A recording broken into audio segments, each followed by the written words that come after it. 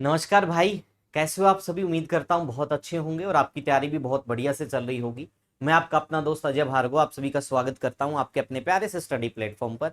बेटा आज बहुत ही महत्वपूर्ण टॉपिक हम करने जा रहे हैं और मेरा पूर्ण प्रयास रहेगा कि मैं आपको यहाँ से थ्योरेटिकल तरीके से भी पढ़ाऊँ, मैप के माध्यम से भी पढ़ाऊँ और जितने भी पीवाईक्यू हरियाणा के अंदर यहाँ से पूछे गए हैं वो सारे के सारे आज इसी कक्षा में कवर करने का प्रयास करेंगे। हम एक एक नदी के बारे में पढ़ेंगे, उसकी थ्योरी के बारे में पढ़ेंगे, मैप से समझेंगे और उसके तुरंत बाद जितने भी पीवाईक्यू आए हैं वो सारे के सारे कवर करते चलेंगे। तो बेटा कॉपी पेन उठा लेना और प्रयास करना चीजों को समझने का, क्योंकि जितना ज्यादा आप प्रयास चीजों को समझने का करोगे उतना आपके लिए आसान हो जाता है ज्यादा कंटेंट को रीड करना। और हमेरा जो मेरा या फिर हमारी पूरी टीम का हमेशा से एक ही इरादा है, कंटेंट हमेशा ही ज्यादा है। मतलब कि हमारा इरादा यही होता है कि कंटेंट मैक्सिमम हो, ताकि बच्चे के पास ऐसा ऑप्शन ही ना बचे कि वो किसी अदर जगह जाए। तो हम पूरा प्रयास करेंगे और उसी सिद्धांत पे काम करते हुए आज हम पढ़ेंगे जो टॉपिक रहेगा हरियाणा में नदियां। तो बेटा हरियाणा में अगर नदियों की बात करें तो आपको पता है सिंधु नदी जल तंत्र और गंगा नदी जल तंत्र, इन दोनों के मध्य विभाजक राज्य के रूप में हरियाणा मैदानी क्षेत्र में विद्यमान है। तो ये आपसे पूछा जा सकता है। अब उसके बाद आपसे पूछा जा सकता है, किस प्रकार के प्रश्न आपसे पूछे जाएंगे कि हरियाणा के अंदर आपको बताना होगा भाई। यहां से जो प्रश्न पूछने का तरीका होता है, पहला कि जो नदियों को जल तंत्र के हिसाब से कितने भागों में बांटा गया। नदियों को जल तंत्र के हिसाब से, जल तंत्र के हिसाब से कितने भागों में बांटा गया बेटा? तो दो भागों में बांटा गया। पहला कौन सा हो गया? पहला हो गया सिंधु नदी जल तंत्र, ठीक है भाई। और दूसरा अगर आपसे पूछ ले तो सेकंड कौन सा हो गया? गंगा नदी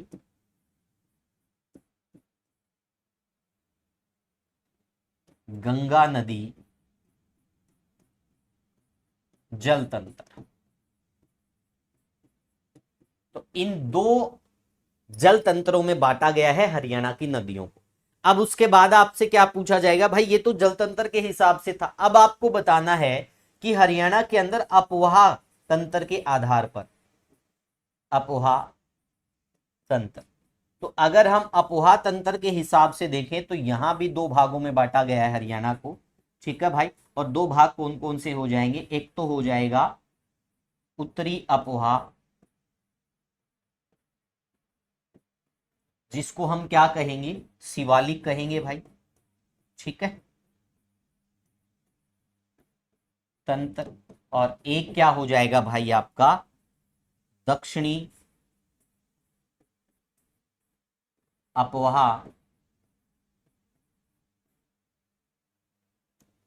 ये हो जाएगा आपका अरावली तंत्र। यहां से बेटा बहुत बार परीक्षा में प्रश्न आते हैं हरियाणा के अंदर। जैसे आपसे ये पूछा जाएगा कि निम्नलिखित में से कौन सी ऐसी नदी है जिसका उद्गम स्थल शिवालिक पहाड़ियों से नहीं होता। तो उसमें क्या करेंगे, वो तीन नदियां तो उत्तरी अपोहा की दे देंगे और शिवालिक पहाड़ियों से जिनका उद्गम होता आपको भी पता वो कौन कौन सी नदियां हैं, वो हम टाइम टू टाइम अभी इसमें पढ़ते भी जाएंगे। वैसे मैं आपको बता भी देता हूं, आप गग्गर देखोगे तो उसका भी शिवालिक की पहाड़ियों से, मारकंडा है, टांगरी है, ठीक है भाई। तो ये सारी की सारी जो नदियां होंगी इनका जो अपवाह तंत्र होगा यानी इनका ओरिजिन प्लेस होगा शिवालिक की पहाड़ियों से होगा, ठीक है। और दक्षिणी अपवाह वाली कौन सी हो जाएगी? जो दक्षिण हरियाणा के अंदर जिन नदियों का प्रवाह क्षेत्र है वो हो जाएगी, यानी कि अरावली की पहाड़ियों से ओरिजिन होगा। तो इसमें हम देखेंगे मुख्यतः इंदौरी मिलेगा आपको, अरावली के तंत्र वाली में क्या हो जाएगा? इंदौरी नदी मिलेगी, एक आपको कृष्णावती नदी मिलेगी, एक आपको साहिबी नदी मिलेगी, ठीक है। तो इस प्रकार की नदियां दक्षिणी अपोहा में आ जाएंगी। तो ये एक एक नदी में आप लोगों को पढ़ाऊंगा, उत्तरी अपोहा की भी और दक्षिणी अपोहा की। इसी हिसाब से हम आगे बढ़ेंगे। तो आप लोगों को कॉपी पेन उठा लेना, बड़े अच्छे तरीके से हम कंटेंट को रीड करेंगे। तो चलो भाई, ये रहा हमारा। अभी कॉन्सेप्चुअल चीजें शुरू होंगी भाई, जहां से प्रश्न पूछे जाते हैं। तो ध्यान से देखिएगा बेटा, यहां पर गंगा एवं सिंधु नदी तंत्र के मध्य एक जल विभाजक के रूप में हरियाणा राज्य का अधिकांश क्षेत्र विशाल मैदानी क्षेत्र है, ये आपको ज्ञात ही है भाई। उसके बाद देखो यहां पर क्या दिया गया है भाई, इस कारण किसी महत्वपूर्ण सदानीरा नदी का उद्गम राज्य से नहीं होता। सदानीरा का मतलब जो हमेशा बहती रहती है, और हरियाणा के अंदर एकमात्र सदानीरा जो है वो यमुना नदी है। ठीक है भाई, ये आपसे प्रश्न पूछा जा सकता है। हरियाणा के अंदर ऐसी कौन सी नदी है जो सदा निरा यानी उसमें हमेशा जल रहता है, तो यमुना नदी रहेगा, लेकिन उसका उद्गम स्थल हरियाणा में नहीं है। हरियाणा में एक ही नदी का उद्गम स्थल है, और वो किसका बेटा, वो टांगरी नदी का। नोट कर लेना, हरियाणा के अंदर एक ही नदी का उद्गम स्थल होता है, टांगरी नदी का, यानी उसका उद्गम स्थल भी हरियाणा में होता है, कालका के पास से वो उसका ओरिजिन प्लेस है। समझ में आ गया भाई। हरियाणा क्षेत्र यमुना, गग्गर, मारकंडा आदि नदियों द्वारा सिंचित है। उसके बाद हम देखेंगे हरियाणा के अंदर जो नदियों, नालों का, वनों का जो उल्लेख है वो वामन पुराण में हमें देखने को मिलता है। ये प्राचीन हरियाणा के अंदर मैंने आप लोगों को पढ़ाया था, ये नदियों के बारे में जिक्र दे रखा है, ये मैं ऑलरेडी पढ़ा भी चुका हूं, पहले आप मेरी क्लास देख लेना। उसके बाद सिंधु नदी और गंगा नदी तंत्र का जल विभाजक राज्य हरियाणा है, और अगर जिला पूछ लिया जाए तो बेटा अंबाला हो जाएगा, और नदी पूछ ली जाए तो नदी कौन सी हो जाएगी, मारकंडा। वही मारकंडा नदी जिसका प्राचीन नाम क्या है, अरुणा। ठीक है भाई, और ये मार्कंडेय ऋषि के नाम से इसका नाम मारकंडा पड़ा। ठीक है, तो ये सब बिंदु आपसे पूछे जा सकते हैं। तो अगर जल विभाजक राज्य सिंधु नदी और गंगा नदी तंत्र के बीच देखा जाए तो कौन सा है, हरियाणा। जिला पूछे तो अंबाला, और सिंधु नदी और गंगा नदी तंत्र का जल विभाजक नदी पूछ लिया जाए तो मारकंडा। उसके बाद हम देखेंगे हरियाणा की नदियों को दो जल तंत्रों में बांटा गया, जो मैंने अभी आपको बताया था। सिंधु नदी जल तंत्र, ठीक है, इसमें सब तंत्र गग्गर नदी क्षेत्र हो गया, लगभग 27,882 वर्ग किलोमीटर। गंगा नदी जल तंत्र, इसमें सब तंत्र यमुना नदी तंत्र हो गया, तो इसमें क्षेत्र रहेगा 16,330 वर्ग किलोमीटर। ठीक है भाई। राज्य में अपवाह तंत्र दो प्रकार से होगा, उत्तरी यानी कि शिवालिक तंत्र वाला एक हो गया, और एक दक्षिणी यानी कि अरावली वाला एक हो गया। तो अब हम उत्तरी शिवालिक तंत्र की जो नदियां हैं उनको कवर करेंगे। तो इसमें कौन कौन सी नदियां आएंगी वो सारी देखेंगे, सरस्वती, यमुना, मारकंडा, टांगरी, सब हम कवर करते चलेंगे, गग्गर। समझ में आ गया। और फिर हम दक्षिणी का पढ़ेंगे। दक्षिणी में क्या रहेगा, दक्षिणी में आपका साहिबी रहेगा, इंदौरी रहेगा, ठीक है भाई, और आपका एक हो गया दोहन नदी हो गया, तो ये कृष्णावती हो गया। तो ये सारी की सारी दक्षिण अरावली तंत्र में आएंगी। तो चलो अभी भाई यहां से हम देखेंगे हरियाणा की जो प्रमुख नदियां हैं, इनका हम साथ के साथ ये भी देख लेते हैं कि ये किस प्रकार से क्या क्या चीजें चलती हैं। तो ये वाला क्षेत्र देखो, अभी जो चीज मैंने आपको बताई थी बेटा, मैंने आपको बताया था ये वाला ऊपर वाला क्षेत्र क्या होता है बेटा, उत्तरी, और नीचे वाला क्षेत्र क्या होता है, दक्षिणी। ये बात तो आप समझते ही हो। तो अपवाह तंत्र के हिसाब से देखो उत्तरी में कौन कौन सी आएंगी, उत्तरी अपवाह तंत्र में गग्गर, टांगड़ी, मारकंडा, सरस्वती और यमुना, ये सारी की सारी उत्तरी अपवाह तंत्र के अंतर्गत आएगी। और दक्षिणी में कौन सी आएगी बेटा, दक्षिणी में आएगी कृष्णावती, आपकी दोहन, और इसके अलावा भाई क्या रहेगा, इसके अलावा साहिबी नदी रहेगा और इंदौरी नदी रहेगा। ये सारी की सारी दक्षिणी अपवाह तंत्र में रहेगी। समझ में आ गया भाई। ठीक है, उत्तरी अपवाह तंत्र की बात करें तो उत्तरी, एक सेकंड रुकिएगा भाई, अपवाह तंत्र यहां से डायरेक्ट प्रश्न आता है, और ये दक्षिणी हो जाएगा भाई। इसको आप समझने के लिए, एग्जामिनर आपको कंफ्यूज करने के लिए अरावली और शिवालिक के हिसाब से भी प्रश्न पूछता है। तो यहाँ पर जो ओरिजिन ऑफ प्लेस इनका होगा वो शिवालिक से होगा, और यहाँ पे जो ओरिजिन ऑफ प्लेस होगा वो कहाँ से होगा, अरावली से होगा। यानी इसको हम क्या मान रहे थे, ये हमने पढ़ा था शिवालिक, और ये हमने किस में पढ़ा था, ये हमने पढ़ा अरावली। समझ में आ गया भाई यहां तक। अब चलो भाई मैं आप लोगों को पूरा का पूरा अपवाह तंत्र बताऊंगा कि किस रूट के माध्यम से कौन कौन सी नदी कहां कहां जा रही है। तो ये सारे बिंदु हम यहां भी डिस्कस कर सकते हैं, बाकी नदियों में भी मैप के हिसाब से मैं आपको बताता चलूंगा। तो सबसे पहले यहाँ पे आपको नजर आएगा भाई, एक बार इसको जूम कर लेते हैं, एक सेकेंड रुकिएगा भाई, इसी को जूम कर लेते हैं डायरेक्ट। तो पहले हम उत्तरी वाली ही पढ़ लेते हैं भाई। तो उत्तरी वाली को देखेंगे हम सारी की सारी। तो उत्तरी अपवाह तंत्र में हम क्या देखेंगे, यहां पे ध्यान से देखिएगा भाई। अच्छा वो लिखा था वो कहां गया, कोई बात नहीं। अच्छा इसमें हम देखेंगे भाई गग्गर नदी। तो गग्गर नदी के लिए देखो ये पूरा का पूरा रूट दे रखा, किस प्रकार से आ रही है, कहां जा रही है। टांगड़ी नदी तो ये पूरा का पूरा रूट दे रखा, किन किन जिलों से होती हुई कहां जा रही है। मारकंडा नदी तो इसका पूरा रूट दे रखा, कहां से जा रही है। सरस्वती नदी इसका पूरा रूट दे रखा, कहां से जा रही है। जैसे मानो कि हम सरस्वती की बात करें तो सरस्वती देखो यहां पर क्या होगा, आदि बदरी, यमुना नगर इसका ओरिजिन प्लेस मानते हैं हरियाणा में, तो यहां से आ रही है। कुरुक्षेत्र जाएगी, कुरुक्षेत्र के बाद क्या होगा, कैथल, और फिर ऐसा बताते हैं कि ये पंजाब के संगरूर जिले में जाकर क्या हो जाती है, मिल जाती है। तो ये इस प्रकार से रूट भी पूछ सकते हैं। अब यमुना नदी है वो पूर्वी सीमा बनाती, तो देखो भाई यमुना नदी, यमुनानगर, उसके बाद करनाल, पानीपत, पूरा रूट देख लो भाई, ये मैं पूरा का पूरा समझाऊंगा आपको, एक एक चीज आपको क्लियर करेंगे बेटा, टेंशन नहीं लेने का, टेंशन देने का। चलो भाई यहां तक चीजें समझ गए।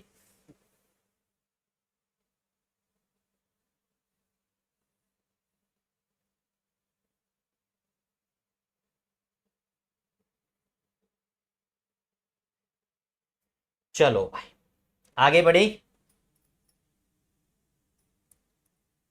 ये वाला हो गया।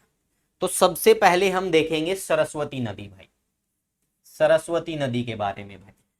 तो सरस्वती नदी के बारे में पहले आपको इसके इतिहास के बारे में पता होना चाहिए भाई। सरस्वती नदी क्या है, किस प्रकार की चीजें हैं, तो आप लोगों को मैं बता देता हूं सरस्वती नदी के बारे में भाई। तो हरियाणा प्राचीन समय में इसी नदी के किनारे स्थित था। हरियाणा प्राचीन समय में, प्राचीन समय में इस नदी के किनारे स्थित था, के किनारे स्थित था। तो ये आप लोगों को ज्ञात ही होगा भाई। और वर्तमान में अगर पूछ लिया जाए तो वर्तमान में हरियाणा यमुना नदी के किनारे है। उसके बाद नेक्स्ट आपसे प्रश्न पूछा जा सकता है भाई, आपको पता होगा सरस्वती नदी को क्या कहा गया, सरस्वती नदी को नदी तमा भी कहा गया, यानी कि नदियों में श्रेष्ठ। इसको क्या कहा गया है, नदी तमा कहा गया, नदियों में श्रेष्ठ। अंबी तमा कहा गया है, माताओं में श्रेष्ठ। ठीक है भाई, तो ये सब भी नाम आपको यहां पर देखने को मिलेंगे। तो यहां से हमें ज्ञात होना चाहिए कि सरस्वती नदी के बारे में क्या क्या कॉन्सेप्ट जुड़े हुए हैं। इसको नदीतमा कहा गया है, यानी कि नदियों में श्रेष्ठ कहा गया है। अंबितमा कहा गया है, देवीतमा कहा गया, देवियों में श्रेष्ठ भी कहा गया। ठीक है भाई, तो देवियों में श्रेष्ठ भी इसको कहा गया। उसके बाद आपसे पूछा जा सकता है कि ऋग्वेद में पवित्र नदी के रूप में किसको जाना जाता था। तो हरियाणा, अगर हम वैदिक साहित्य के हिसाब से भी देखें या फिर ऋग्वेद के हिसाब से भी देखें, तो पवित्र नदियों में मुख्यतः सरस्वती नदी का नाम आपको देखने को मिलेगा। और वैदिक साहित्य में क्या देखने को मिलेगा, सरस्वती और दृहस्पति दोनों का, जिनके बीच में ब्रह्मावर्त यानी कि हरियाणा विद्यमान था। तो ये बिंदु आपसे पूछा जा सकता है। तो यहां पे हम लिख देंगे ऋग्वेद कालीन पवित्र नदी।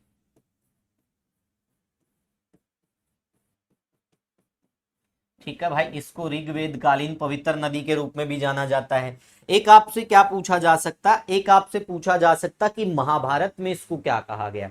तो बेटा महाभारत में इसको क्या कहा गया, महाभारत में इसको प्लाक्सवती, वेद समृति और वेदवती के रूप में भी जाना जाता है। ठीक है भाई, महाभारत में इसको किस रूप में जाना जाता है, महाभारत।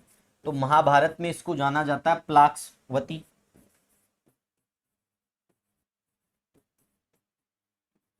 वेद समृति और वेदवती, इन सब नामों से भी इसको जाना जाता है।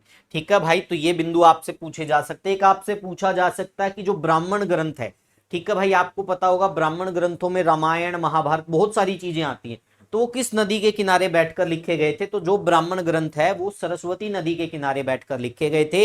इसलिए यहां से भी प्रश्न बहुत बार परीक्षा में पूछे जाते हैं भाई। समझ में आ गया। अब एक चीज और आपने देखी होगी कि सरस्वती नदी को लेकर एक कहावत जुड़ी हुई है। ठीक है भाई, अलग अलग कहावत है, आपको बताया जाता है कि ये नदी विलुप्त हो चुकी है। तो आपको ये ज्ञात होना चाहिए कि ये विलुप्त, महाभारत के अनुसार ये विलुप्त कहां पर होती है, तो विंशना नामक स्थान पर ये क्या हो जाती है बेटा, विलुप्त हो जाती। नोट कर लेना भाई, ये विंशना नामक स्थान पर थार मरुस्थल में क्या हो जाती है, ये विलुप्त हो जाती है, विंशना।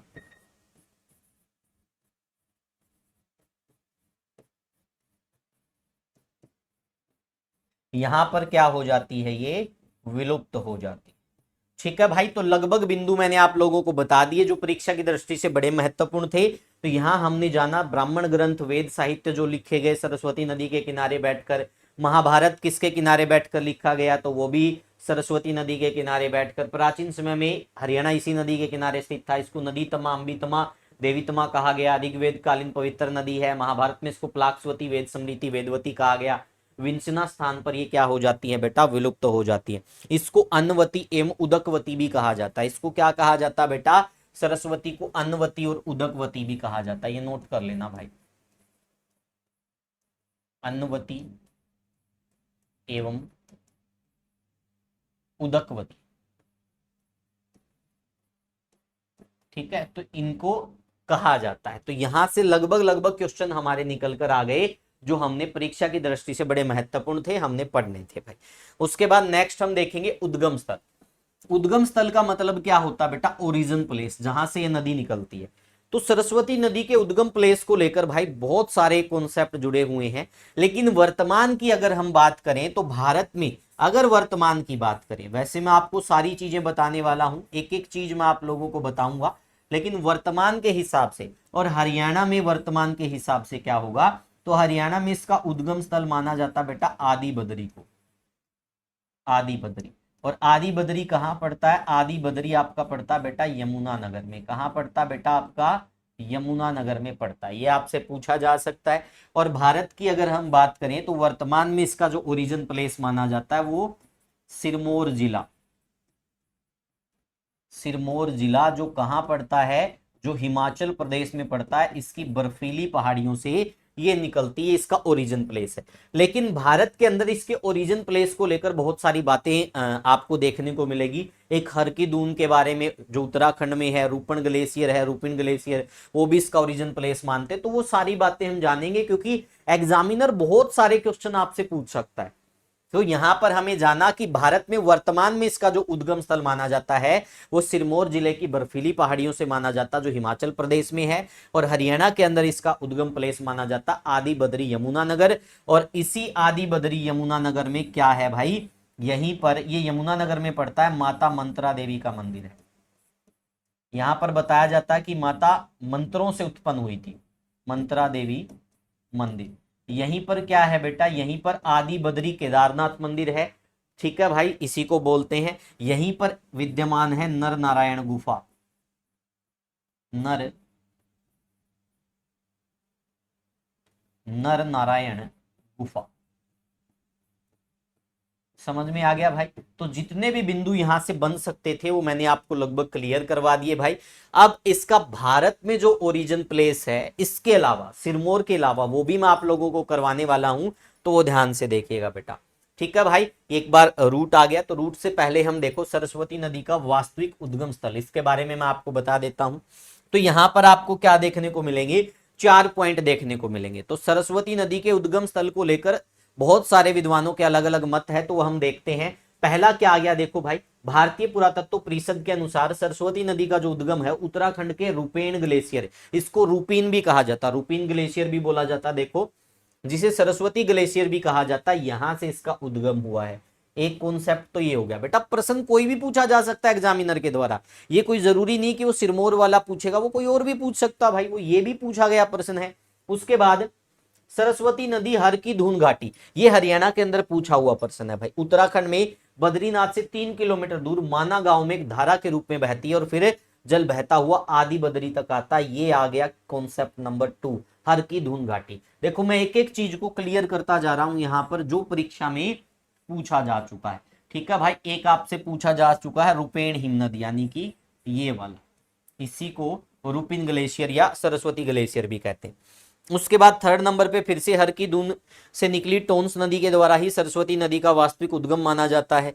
और वर्तमान में सरस्वती नदी का उद्गम स्थल सिरमौर जिला हिमाचल प्रदेश शिवालिक की पहाड़ियों से माना जाता है। तो ये सारे के सारे क्वेश्चन परीक्षाओं में आते हैं बेटा।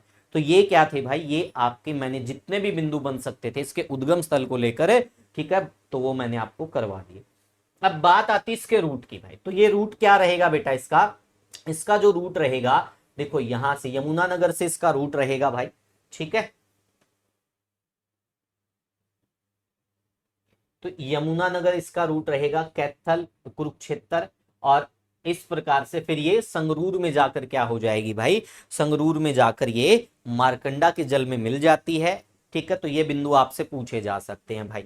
तो ये इसका रूट रहेगा भाई, यमुनानगर से एंट्री, कुरुक्षेत्र और कैथल से फिर ये इस प्रकार से होगी। एक प्रश्न पूछा जाता है मारकंडा का और सरस्वती का मिलन कुरुक्षेत्र के अंदर किस झील में करवाया जाता है? ठीक है भाई, जो एक्स्ट्रा पानी होता है उसको इकट्ठा कर दिया जाता है, वो झील बन जाती है सेनिसा झील भाई। ठीक है, तो सेनिसा झील के अंदर इनका मिलन होता मारकंडा और सरस्वती का। जो रूट था मैंने आपको बता दिया। अब देखो रूट क्या बना, ऊपर का क्षेत्र क्या है, उत्तरीय क्षेत्र, तो वही उत्तरीय अपवाह तंत्र बन गया सारा का सारा, यमुनानगर, कुरुक्षेत्र, कैथल, और फिर क्या हो जाती है, पंजाब के संगरूर में चली जाती है। तो ये बिंदु मैंने आप लोगों को क्लियर करवा, समझ में आ गया भाई, ये किसका था, ये सरस्वती का था।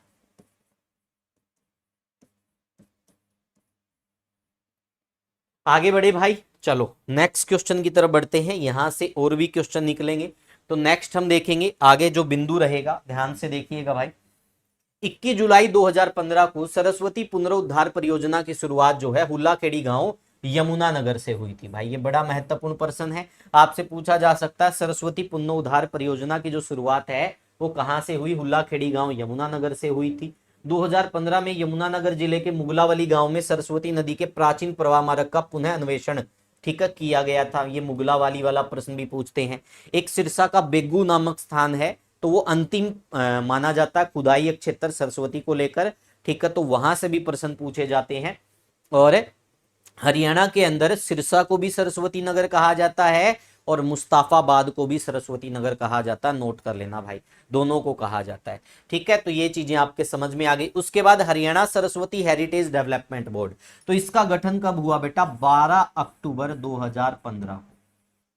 12 अक्टूबर 2015 को इसका गठन हुआ। और इसमें इसका गठन क्यों किया गया, यहां पे नोट कर लेना भाई, इसकी फुल फॉर्म पूछी जाती, Haryana Saraswati heritage development board, ये फुल फॉर्म पूछी जाती बहुत बार परीक्षाओं में। तो इसका गठन हुआ 12 अक्टूबर 2015 को बेटा। और इसका जो हेड होता है यानी कि इसका जो अध्यक्ष होता है वो कौन होता है, अध्यक्ष होता है मुख्यमंत्री।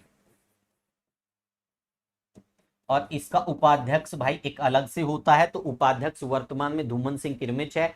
इन फ्यूचर वो चेंज भी हो सकता है, क्या पता कल चेंज हो जाए, तो उसके लिए आपको तैयार रहना भाई। ये कोई स्टेबल डाटा नहीं है, लेकिन ये वाला स्टेबल है कि इसका अध्यक्ष मुख्यमंत्री होता है। ठीक है भाई, तो यहां तक चीजें समझ गए। Haryana Saraswati heritage development board का काम क्या है, ये सरस्वती के पुनरुत्थान, ठीक है, इसके संरक्षण को लेकर, जो भी स्थान इसके किनारे स्थित थे उनके उद्धार को लेकर कार्य करता है। तो ये है Haryana Saraswati heritage development board. इसका अध्यक्ष मुख्यमंत्री बना कब, 2015 के अंदर भाई। उसके बाद बात आती है हरियाणा के अंदर सरस्वती नगर की। तो हरियाणा के अंदर सरस्वती नगर कहा जाता है एक तो मुस्ताफाबाद को, मुस्ताफाबाद। और मुस्ताफाबाद कहां पड़ता बेटा, मुस्ताफाबाद आपका पड़ता है यमुनानगर में भाई। ठीक है, तो ये बदले गए नाम के अंदर है भाई। एक सरस्वती नगर कहा जाता बेटा सिरसा को भी। अब बहुत सारे बच्चे कहेंगे कि सर ऐसा कैसे पॉसिबल है, तो सरस्वती नगर ठीक है, ये सिरसा को कहा जाता है क्योंकि बताया जाता है प्राचीन समय में सिरसा इसी नदी के किनारे स्थित था। तो इस प्रकार के कॉन्सेप्ट जुड़े हुए हैं, इसलिए ये आए। समझ में आ गया भाई, यहां तक चीजें क्लियर। चलो भाई, अब उसके बाद हम आगे बढ़ेंगे। हरियाणा में जो इसकी लंबाई है 110 किलोमीटर, लेकिन इसके उत्थान को लेकर लगातार प्रयास किए जा रहे हैं कि इसकी धारा को, जिसकी लेंथ है, इसको और बढ़ाया जाए। तो खुदाई का कार्य भी चलता है, तो बहुत सारे कार्य चल रहे हैं। मारकंडा नदी लाडवा कुरुक्षेत्र के पास सरस्वती नदी में मिलती है भाई। सरस्वती की धारा के साथ जमा कंकड़ के रास्तों को क्या कहा जाता है, छछड़ा कहा जाता है। क्या कहा जाता है बेटा, छछड़ा कहा जाता है। और इस सरस्वती को हम क्या कह सकते हैं, वैदिक सभ्यता जो है इसी सरस्वती नदी के किनारे फली फूली थी। नोट कर लेना भाई, वैदिक सभ्यता, वैदिक सभ्यता सरस्वती नदी के किनारे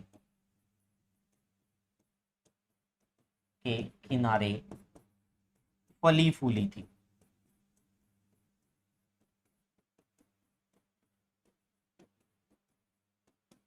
समझ में आ गया भाई। अब सहायक जो इसकी नदियां रहेंगी, मारकंडा, टांगड़ी, ये दोनों इसकी सहायक नदी रहेगी भाई। यमुनानगर कुरुक्षेत्र कैथल से बहती हुई संगरूर में चली जाती है। ठीक है, तो ये बिंदु भी आपसे पूछे जा सकते हैं। मैंने ये रूट आपको बता दिया था भाई, जो रूट था वो सारा का सारा मैंने क्लियर कर दिया था। ठीक है, आप यहाँ पे भी देख सकते हो, ये रूट मैंने आपको ऑलरेडी बता दिया था। ठीक है, देखो यमुनानगर कुरुक्षेत्र कैथल ये रहेगा रूट, यानी कि उत्तरी अक्षेत्र वाला हो गया भाई। समझ में आ गया भाई, सरस्वती का जो जो कॉन्सेप्ट था लगभग मैंने कवर किया। अब यहां से जितने भी प्रश्न आए हैं बेटा, जितने भी प्रश्न एचएसएससी ने पूछे हैं आज तक, सरस्वती नदी से रिलेटेड वो सारे मैं आप लोगों को करवाने वाला हूं। ध्यान से देखो, ऐतिहासिक काल में हरियाणा किस नदी पर स्थित था?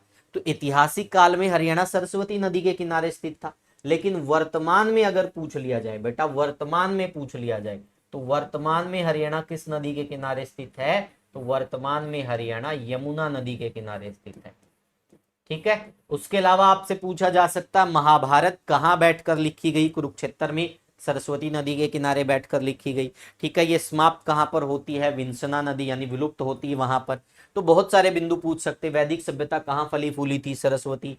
प्राचीन समय में हरियाणा किन दो पवित्र नदियों के बीच में स्थित था? तो सरस्वती और द्रैसदती नदी के मध्य स्थित था ब्रह्मवत क्षेत्र, उसी को हरियाणा कहा जाता है वर्तमान में, और ये हरियाणा का पहला प्रादेशिक नाम भी था। तो ये सारे बिंदु आपसे पूछ सकते हैं। नेक्स्ट देखिएगा, वैदिक साहित्य में सरस्वती और द्रसदती नदियों के बीच के क्षेत्र को किस नाम से जाना जाता था? तो बेटा ब्रह्मवत क्षेत्र के नाम से जाना जाता था। राइट आंसर आपका क्या हो जाएगा? बी हो जाएगा। एक एक चीज क्लियर कराऊंगा बेटा, जो जो प्रश्न आया बिल्कुल आसान लगेगा भाई, अभी पढ़ा हमने। लोकप्रिय मान्यता के अनुसार सन्निहित सरोवर में स्नान करना पवित्र माना जाता है, क्योंकि यहां पर क्या मिलन होता है? किसका मिलन होता है? सरस्वती यमुना का, 7 पवित्र सरस्वती का, गंगा और यमुना का। ठीक है भाई, सरस्वती और गंगा का। तो ऐसा बताया जाता है, सन्निहित सरोवर है, इसको बहुत पवित्र माना जाता है, क्योंकि यहां पर 7 पवित्र सरस्वती का क्या होता है? मिलन होता है। और ये विष्णु का स्थायी निवास स्थान भी बताया गया। सन्निहित को क्या बताया गया? विष्णु भगवान का स्थायी निवास, विष्णु भगवान का स्थायी निवास। ठीक है भाई, यहां तक चीजें समझ में आ गई। एक एक चीज मैंने आप लोगों को क्लियर कर दी है। तो राइट आंसर क्या हो जाएगा? 7 पवित्र सरस्वती। इसके अलावा बेटा आपसे ये पूछा जा सकता है कि सरस्वती की 7 पवित्र धाराएं कहां पर मिलती है? तो एक और स्थान है हरियाणा के अंदर, कुरुक्षेत्र में मांगणा गांव है, उसको सप्त सारस्वत तीर्थ कहा जाता है। वहां पर सरस्वती की 7 धाराएं आकर मिलती हैं, तो इसलिए वो क्वेश्चन भी आपसे पूछा जा सकता, मांगणा गांव सप्त सारस्वत तीर्थ। समझ में आ गया भाई? यहां तक चीजें क्लियर। नेक्स्ट क्वेश्चन देखिएगा, हरियाणा में पवित्र मानी जाने वाली नदियां द्रैसदती और कौन सी है? सरस्वती है भाई, मैंने आपको पहले ही बता दिया था भाई, ये पवित्र मानी जाती, ऋग्वेद में भी पवित्र मानी गई है। मारकंडा नदी सरस्वती नदी से इस स्थान पर मिलती है, तो आपको बताना कौन से स्थान पर मिलती है। मैंने आपको बताया था कुरुक्षेत्र में पेहवा के पास एक झील है सेनिसा, वहां पर सरस्वती और मारकंडा का जो अतिरिक्त जल उसको इकट्ठा करके एक झील बनाई गई है, जिसका नाम है सेनिसा भाई। तो राइट आंसर क्या हो जाएगा? सेनिसा झील, कुरुक्षेत्र। समझ में आ गया भाई? तो ये प्रश्न PYQ, जितने भी मैं आप लोगों को ये क्वेश्चन करा रहा हूं, सारे के सारे परीक्षा में पूछे जा चुके। हरियाणा के पश्चिम गढ़वाल में किस नदी का उद्गम? हरकीदुन ग्लेशियर। तो हरकीदुन ग्लेशियर मैंने बताया था आपको उत्तराखंड के अंदर है, तो किस नदी का ये उद्गम स्थल हो गया? सरस्वती का। अभी तो बताया था, आप खुद भी देख सकते हो भाई, ओरिजिन प्लेस जब आप देखोगे तब आप ध्यान से देखो भाई, मैंने एक एक चीज आप लोगों को क्लियर की है। ये देखो हर की धुन वाला, ठीक है, एक एक चीज मैंने आपको बताई है। यही प्रश्न सारे के सारे हरियाणा के अंदर एक एक नदी के बारे में आपको बताऊंगा, और उससे जितने भी प्रश्न आज तक पूछे गए सारे कवर करूंगा, भड़क नहीं लेनी थोड़ी भी। उसके बाद नेक्स्ट देखो, HSHDB, Haryana Saraswati heritage development board, ये क्या है? इसकी फुल फॉर्म पूछी गई है। ये सारे के सारे प्रश्न क्या बेटा? PYQ, एक एक चीज कवर करते चलेंगे भाई। Haryana Saraswati heritage development board बना कब बेटा? ये 12 अक्टूबर 2015 को बना था, मैंने तो यहां तक भी पढ़ा दिया। ठीक है, इसका अध्यक्ष कौन होता? मुख्यमंत्री इसका अध्यक्ष होता है। नेक्स्ट आप देखेंगे प्रश्न भाई, पद्म भूषण पुरस्कार प्राप्त सरस्वती नदी पुनर्जीवन प्रकल्प में सक्रियता से शामिल है, तो ये कौन शामिल थे भाई? ये प्रोफेसर दर्शनलाल जैन शामिल थे भाई, वर्तमान में इनका निधन हो चुका है। ठीक है भाई, और जो सरस्वती नदी के लिए जो अलग से बोर्ड बना है वो इन्हीं के प्रयासों की देन है। ये लगातार प्रयासरत रहते थे कि सरस्वती नदी को पुनर्जीवित किया जाए।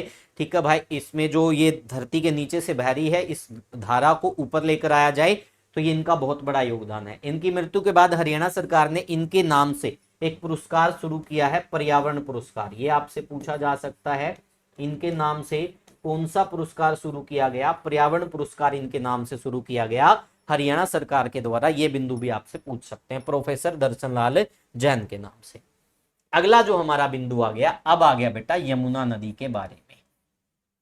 किसके बारे में आ गया बेटा? यमुना। ध्यान से देखो भाई, अब यमुना नदी के बारे में मैं आप लोगों को बता देता हूं, बहुत सारी बातें जो परीक्षा में पूछी भी गई हैं, नहीं भी पूछी गई, सब बताने वाला हूं। पहले तो देखो भाई, कलिंद पर्वत पर आशित ऋषि ने यमुना की सर्वप्रथम खोज की थी, इसलिए यमुना को अशिता या आशित नदी भी कहा जाता है। इसको कालिंदी भी कहा जाता है क्योंकि इसका ओरिजिन प्लेस यहीं से है, कालिंद पर्वत से है। तो इसको क्या बोलते हैं, इसको कालिंदी भी बोला जाता है। क्या बोला जाता है बेटा, इसको कालिंदी भी बोला जाता है। ठीक है भाई, इसको और क्या बोला जाता है, इसको अशिता व आसित नदी भी बोला जाता है। अन्य नाम हम देखेंगे, कालंदी, जमुना, कलिदंजा, एशिता, आशिता, आशिता, भानुजा, सूर्यतन्या। सूर्यतन्या का मतलब क्या हो गया, ये सूर्य की पुत्री के रूप में भी जानी जाती है। तरानीजा, यमी, यम की बहन के रूप में भी जाना जाता है। कृष्ण प्रिया, कृष्ण की पत्नी के रूप में भी, ब्रज संस्कृति के तहत उसके रूप में भी इसको जानते हैं। और सूर्य कन्या या सूर्य तन्या, ठीक है, यानी कि सूर्य की पुत्री के रूप में भी जाना जाता है। तो ये सारे के सारे कॉन्सेप्ट यमुना नदी से हैं। एक भैया दूज का त्योहार है, भैया दूज का त्योहार, जो ये भैया दूज का त्योहार है, ये भी किससे जुड़ा हुआ है, ये यमुना से जुड़ा हुआ है। यमुना का भाई था यम, यानी कि मृत्यु का देवता। भाई सीधी सी बात कह सकते, जन्म मृत्यु उसी के हाथ में, यानी मारना उसी के हाथ में, जन्म नहीं। ठीक है, तो यम को यमलोक, सब जानते हो ना भाई, यमलोक में जाना, ऐसी बात हम करते हैं। तो यम इसका भाई माना जाता है। और जो हाथ पे धागा बांधने की परंपरा है भैया दूज के त्योहार पे, वो इसी से जुड़ी हुई है। बताते हैं कि यम ने क्या किया था, यमुना को वरदान दिया था कि जिस दिन भी, जो भैया दूज का त्योहार जिस दिन मनाया जाता है, कि इस दिन कोई बहन अपने भाई को ये धागा बांधती है तो उसको अकाल मृत्यु का डर नहीं सताएगा और वो अकाल मृत्यु को प्राप्त नहीं करेगा। ठीक है, तो ये भी कॉन्सेप्ट आपसे पूछ सकते हैं भाई।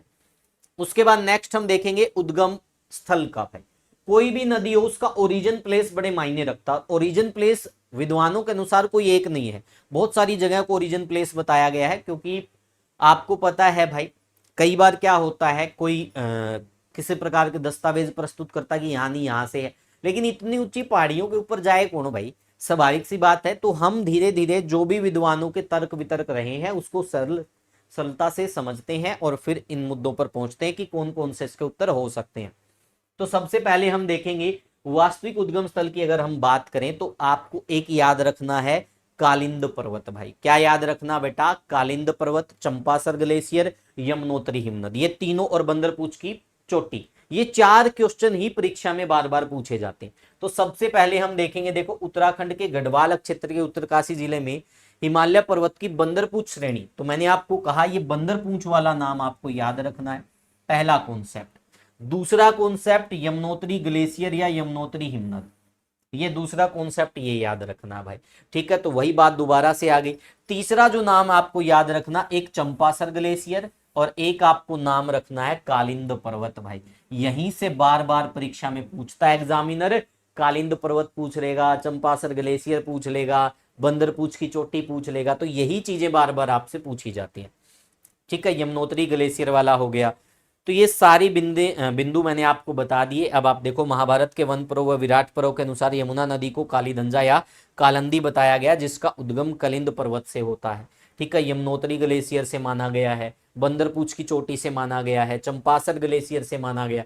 तो वही बातें घूम फिर के आ रही हैं। तो ये आपको नाम ध्यान में रखने हैं जब भी यमुना का ओरिजिन प्लेस पूछा जाए। तो ऑप्शन में ये देख लो, जो मिले वही टिक कर दो।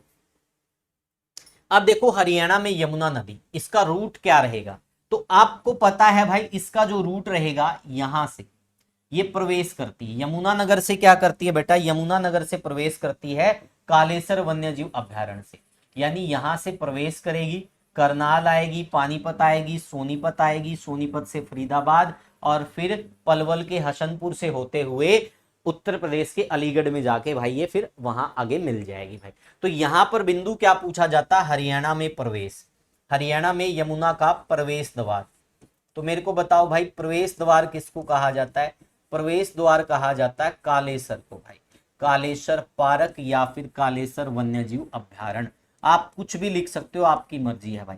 ठीक है, इसको क्या कहा जाता है, यमुना नदी का प्रवेश द्वार कहा जाता है। तो ये कालेसर पार्क कहाँ पड़ता है, यमुना नगर में। तो जिला पूछ ले कि किस जिले से हरियाणा के अंदर प्रवेश करती है, तो यमुना नगर से प्रवेश करती है। उसके बाद आपसे पूछा जा सकता है, यहां पर देखो भाई, यहां पर कौन सा राज्य है? यूपी। अब एक एग्जामिनर ने प्रश्न पूछ लिया कि यमुना नदी हरियाणा के करनाल जिले को किस राज्य से अलग करती है। तो यहां पर करनाल जिला है, बीच में यमुना नदी बह रही है भाई, ठीक है, यहां पर यमुना नदी बह रही है, ठीक है भाई। तो यहां पे जो यमुना नदी बह रही है तो ये किससे अलग करेगी? इसको यूपी से अलग करेगी भाई। एक आपसे पूछ लिया कि यमुना नदी हरियाणा की कौन सी सीमा बनाती है, तो ये उत्तरी सीमा होती है, ठीक है, ये पश्चिमी सीमा होती है, ये दक्षिणी सीमा होती है, और ये कौन सी सीमा होती है? पूर्वी सीमा होती है। तो कौन सी सीमा का निर्धारण करती है? पूर्वी सीमा का निर्धारण करती है। एक आपसे पूछ लिया कि हरियाणा और उत्तर प्रदेश के बीच में विभाजक नदी के रूप में, मध्य प्राकृतिक विभाजक नदी के रूप में कौन सी नदी है? तो कौन सी नदी होगी बेटा? यमुना नदी होगी। कुछ भी प्रश्न पूछ लो सीधे क्लियर हो रहे हैं। एक रूट पूछ सकते हैं, यमुना नगर कालेसर वन्यजीव अभ्यारण्य यमुनानगर से प्रवेश करती है हरियाणा के अंदर भाई, फिर करनाल, फिर पानीपत, सोनीपत, फरीदाबाद और पलवल। पलवल में हसनपुर नामक स्थान से होती हुई ये यूपी में चली जाती है। तो अगर आपसे पूछ लिया जाए प्रवेश द्वार तो ये हो गया, ठीक है भाई, और अगर आपसे अंतिम बिंदु पूछ लिया जाए तो अंतिम स्थान क्या हो जाएगा हरियाणा में? हरियाणा में अगर हम अंतिम स्थान की बात करें तो अंतिम स्थान क्या हो जाएगा? हसनपुर। और फिर हसनपुर से कहां चली जाती है? हसनपुर से चली जाती है भाई ये उत्तर प्रदेश के अंदर।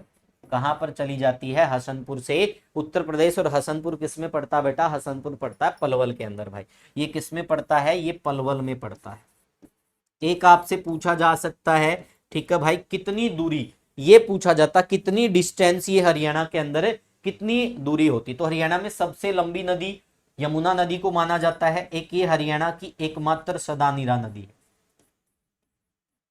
ठीक है भाई, एकमात्र सदानीरा नदी। एकमात्र सदानीरा नदी का मतलब क्या हो गया भाई? जिसमें हमेशा पानी रहता है, ठीक है। एकमात्र सदानीरा नदी कौन सी है भाई? हरियाणा की। तो हरियाणा की एकमात्र सदानीरा नदी है यमुना, ठीक है भाई। ये बात किसकी हो रही है? ये बात हो रही है हरियाणा की, ठीक है भाई। उसके बाद आपसे पूछा जा सकता है यमुना नदी के किनारे, वर्तमान में हरियाणा यमुना नदी के किनारे स्थित है। यमुना नगर का नाम भी यमुना नदी के किनारे उपस्थित होने के कारण पड़ा है। और भी बिंदु आपसे पूछा जा सकता है। हरियाणा में ये पूछा जा सकता है कि ये किस सीमा का निर्धारण करती है? तो पूर्वी सीमा का, ठीक है, पूर्वी सीमा का निर्धारण।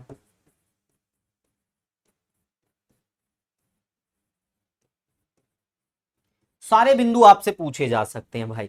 उसके बाद आपसे पूछा जा सकता है कि किस किस के बीच में ये विभाजक का काम करती है?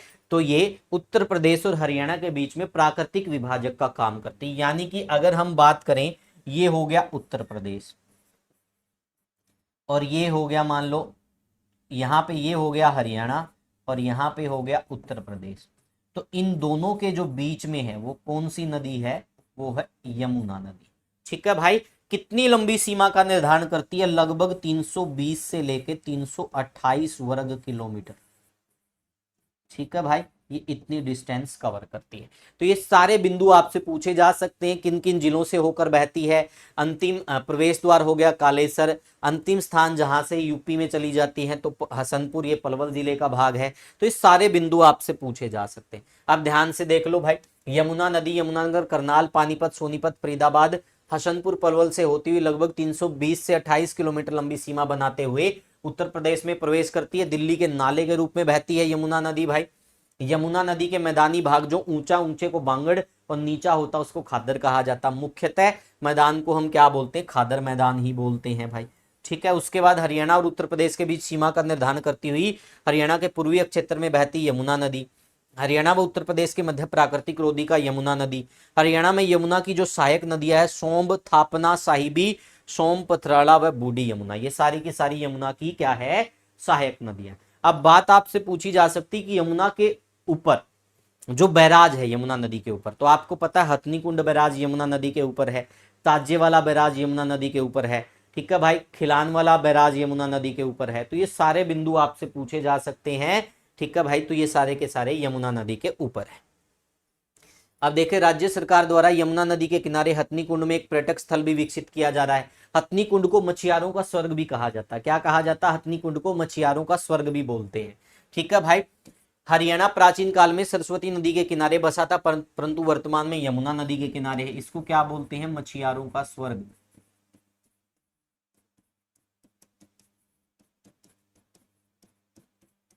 उसके बाद नेक्स्ट हम देखेंगे यमुना नदी में सोम पथराला धाराएं कहाँ पर मिलती है, मेहर माजरा में मिलती है, यमुना नगर में। बूढ़ी यमुना यमुना नदी में मिलती है, दरियापुर में। यमुना नदी पर बने हथनी कुंड बैराज से पश्चिमी यमुना नहर निकाली गई 1879 में, यानी कि पश्चिमी यमुना नहर यहाँ से निकाली गई है। फिरोज शाह तुगलक ने यमुना नदी से नहर बिस्सहत यानी स्वर्ग की नहर निकाली थी भाई। तो ये सारे बिंदु किसके हो जाएंगे, यमुना नदी के हो जाएंगे। आप इसको अच्छे से रीड कर लो भाई, एक एक बिंदु आपका कवर होता चलेगा। अब आ गए सारे के सारे पीवाईक्यू, जितने भी पीवाईक्यू यहां से पूछे गए हैं यमुना नदी से सारे कवर करेंगे। हरियाणा में एकमात्र सदा नीरा नदी कौन सी है, यमुना। ठीक है भाई, हरियाणा वर्तमान में यमुना नदी के किनारे बसा है। यमुना नदी हरियाणा में निम्नलिखित में से किस भौगोलिक स्थितियों में प्रविष्ट करती, तो कहां से प्रविष्ट करती है, कालेसर अभ्यारण्य यानी कालेसर वन्यजीव अभ्यारण्य या कालेसर पार्क यमुना नगर से प्रवेश करती है भाई। नेक्स्ट, या यमुना नदी हरियाणा की सीमा पर बहती, कौन सी सीमा पर बहती है बेटा, पूर्वी सीमा पर। अभी तो हम पढ़ के आए हैं भाई, पूर्वी सीमा पर बहती है। उससे आगे देखेंगे यमुना नदी की दूसरी सबसे बड़ी उपनदी। ठीक है, यमुना नदी जो है किसकी दूसरी सबसे बड़ी उपनदी है, तो ये गंगा की सबसे दूसरी बड़ी उपनदी है। ठीक है भाई, उसके बाद नेक्स्ट देखेंगे यमुना नदी हरियाणा के करनाल को किससे अलग करती है, तो उत्तर प्रदेश से ही अलग करेगी भाई। किससे अलग करेगी, उत्तर प्रदेश से अलग करेगी। ठीक है भाई, उसके बाद पश्चिमी यमुना नहर किस स्थान से यमुना नदी से निकाली गई, तो पश्चिमी यमुना नहर मैंने आपको बताया था हथनी कुंड या ताजेवाला, दोनों एक ही है क्योंकि अल्टरनेट है एक दूसरे का। तो हथनी कुंड ऑप्शन में नहीं है तो फिर क्या आ जाएगा, ताजेवाला आ जाएगा भाई, राइट आंसर सी। उसके बाद हथनी कुंड बैराज हरियाणा में किस नदी पर स्थित है, तो आपको भी पता है किस नदी पर स्थित है, ताजेवाला हो हथनी कुंड हो दोनों यमुना नदी पर स्थित है भाई। सोम्ब व पथराला नदियां किस स्थान पर यमुना नदी से मिलती है, तो अभी आपको पढ़ाया था मैंने मेहर माजरा। ये सारे पीवाईक्यू है बेटा जो परीक्षा में आज तक आए, आप देखो कितने आसान लगने लगेंगे आपको। ठीक है, सब चीजें एक एक पीवाईक्यू आपको कवर करवा दूंगा इसी में, और जो मैंने थ्योरी में पढ़ा रखा वहीं से है सारे प्रश्न, बाहर कुछ भी नहीं है। पढ़ा पहले भी रखा, लेकिन अभी आपके सामने मैं आईना दिखा रहा हूं ताकि आपको पता चले कि थ्योरी पढ़ने के फायदे क्या होते हैं। हरियाणा की सबसे लंबी नदी कौन सी हो गई भाई, यमुना हो गई, 320 से 328 किलोमीटर लंबी सीमा हो गई भाई। उसके बाद नेक्स्ट देखेंगे यमुना नगर से फरीदाबाद तक बहने वाली यमुना नदी बाढ़ प्रोणक क्षेत्र का निर्माण करती है। ये प्रोणक क्षेत्र को दो हिस्सों में विभाजित होते हैं। इसमें से निचले हिस्से को क्या कहा जाता है, तो निचला हिस्सा क्या होता है, खादर होता है। ऊंचे वाला क्या होता है, बांगर होता है। तो अभी आपको बताया था भाई। उसके बाद नेक्स्ट देखेंगे यमुना हरियाणा में किस जिले से प्रवेश करती है। अभी स्थान पूछा था तो कालेसर बता दिया, जिला पूछेंगे तो यमुना नगर बता देंगे भाई। ठीक है, यहां से तो प्रवेश करती है, तो बाहर कहां से निकलती है, बाहर। ठीक है, यूपी में बाहर कहां से होती है, तो बाहर जाती है हसनपुर से। और हसनपुर किस में पड़ता है, पलवल में पड़ता है। और इससे फिर आगे किस में चली जाती है, इससे आगे चली जाती है बाहर, फिर यूपी में चली जाती है। यमुना नदी गंगा नदी से कहां मिलती है, तो यमुना नदी गंगा नदी से मिलती प्रयागराज में, प्रयागराज यानी कि इलाहाबाद। ठीक है भाई, तो राइट आंसर यहां पर डी हो जाए। हाल ही में करनाल के गांव में यमुना नदी के तट पर रेत की खुदाई करते समय खनिक द्वारा एक शिवलिंग और एक नदी की 1000 साल पुरानी मूर्तियां ये कहां खोजी गई हैं, तो ये फरीदपुर नामक स्थान से खोजी गई है। कहां से खोजी गई है बेटा, ये फरीदपुर नामक स्थान से खोजी गई है। उसके बाद पश्चिमी यमुना नहर किस स्थान से यमुना नदी से निकाली गई है, तो ताजेवाड़ा से निकाली गई है भाई। सारे के सारे प्रश्न बेटा कवर हो रहे हैं आपके थ्योरी के अंदर ही। उसके बाद हरियाणा सरकार द्वारा यमुना नदी में बहने वाली प्रदूषित पानी समस्या के समाधान के लिए किस समिति का गठन किया गया, ये आपके पिछले सीईटी में पूछा गया था बेटा, ये भी पीवाईक्यू है। तो ओम प्रकाश धनखड़ समिति का क्या किया गया था, गठन किया गया था बेटा। ठीक है, तो राइट आंसर ये हो जाएगा। अगला बिंदु देखेंगे मारकंडा। अब हम किस नदी के ऊपर आ पहुंचे भाई, अब हम आ पहुंचे मारकंडा नदी के ऊपर। हमने सरस्वती के बारे में पढ़ लिया, हमने यमुना के बारे में पढ़ लिया, अब हम मारकंडा के बारे में पढ़ेंगे। तो पहले आपको ज्ञात होना चाहिए मारकंडा नदी ये शिवालिक की पहाड़ियों से निकलती है भाई। नोट कर लो, ये कहां से निकलती, शिवालिक की पहाड़ियों से। प्राचीन नाम इसका अरुणा है। किस ऋषि के नाम से इसका नाम जुड़ा हुआ है, इसका नाम जुड़ा हुआ मार्कंडेय ऋषि के कारण इसका नाम मारकंडा पड़ा था। तो देखो ध्यान से, महर्षि मार्कंडेय के नाम पर इस नदी का नाम मारकंडा नदी है। इस नदी के किनारे महर्षि मार्कंडेश्वर आश्रम स्थित है, शाहबाद कुरुक्षेत्र के अंदर भाई। महर्षि मार्कंडेश्वर आश्रम में मार्कंडेश्वर महादेव का भव्य मंदिर भी बना हुआ है। अब बात आती इसके उद्गम स्थल की, तो ये धरती धर की जो पहाड़ियां हैं, ठीक है भाई, हिमाचल राज्य के नाहर में धरती धर की जो पहाड़ियां हैं, नाहन चोटी के निकट पांटा घाटी के पश्चिम छोर निकलकर हरियाणा राज्य के अंबाला जिले में काला अंब नामक स्थान से प्रवेश करती है। बेटा नोट कर लेना, हरियाणा में कहां से प्रवेश करती है? काला अंब नामक स्थान से, अंबाला में, ठीक है, वहां से प्रवेश करती है और राज्य में इसकी लंबाई लगभग 90 किलोमीटर है। तो यहां तक बिंदु समझ गए भाई। प्राची नाम पूछे तो बेटा अरुणा। अगर आपसे ये पूछ लिया जाए कि भाई इसका नाम किस ऋषि के नाम से जुड़ा हुआ है, तो इसका नाम जुड़ा हुआ है भाई किससे? मार्कंडेय ऋषि से भाई। ठीक है, इसके बाद आपसे क्या पूछा जा सकता है?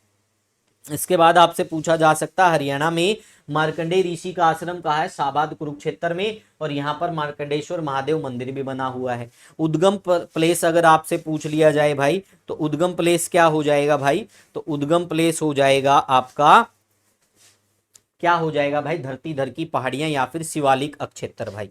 ठीक है, धरती धर की पहाड़ियां या फिर क्या हो जाएगा? शिवालिक अक्षेत्र हो जाएगा भाई। ठीक है,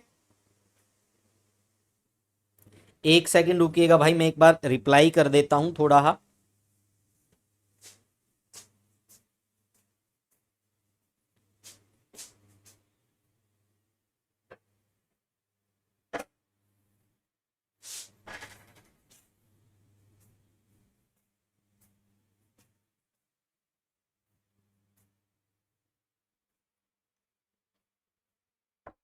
बाहर जाओगे पापा?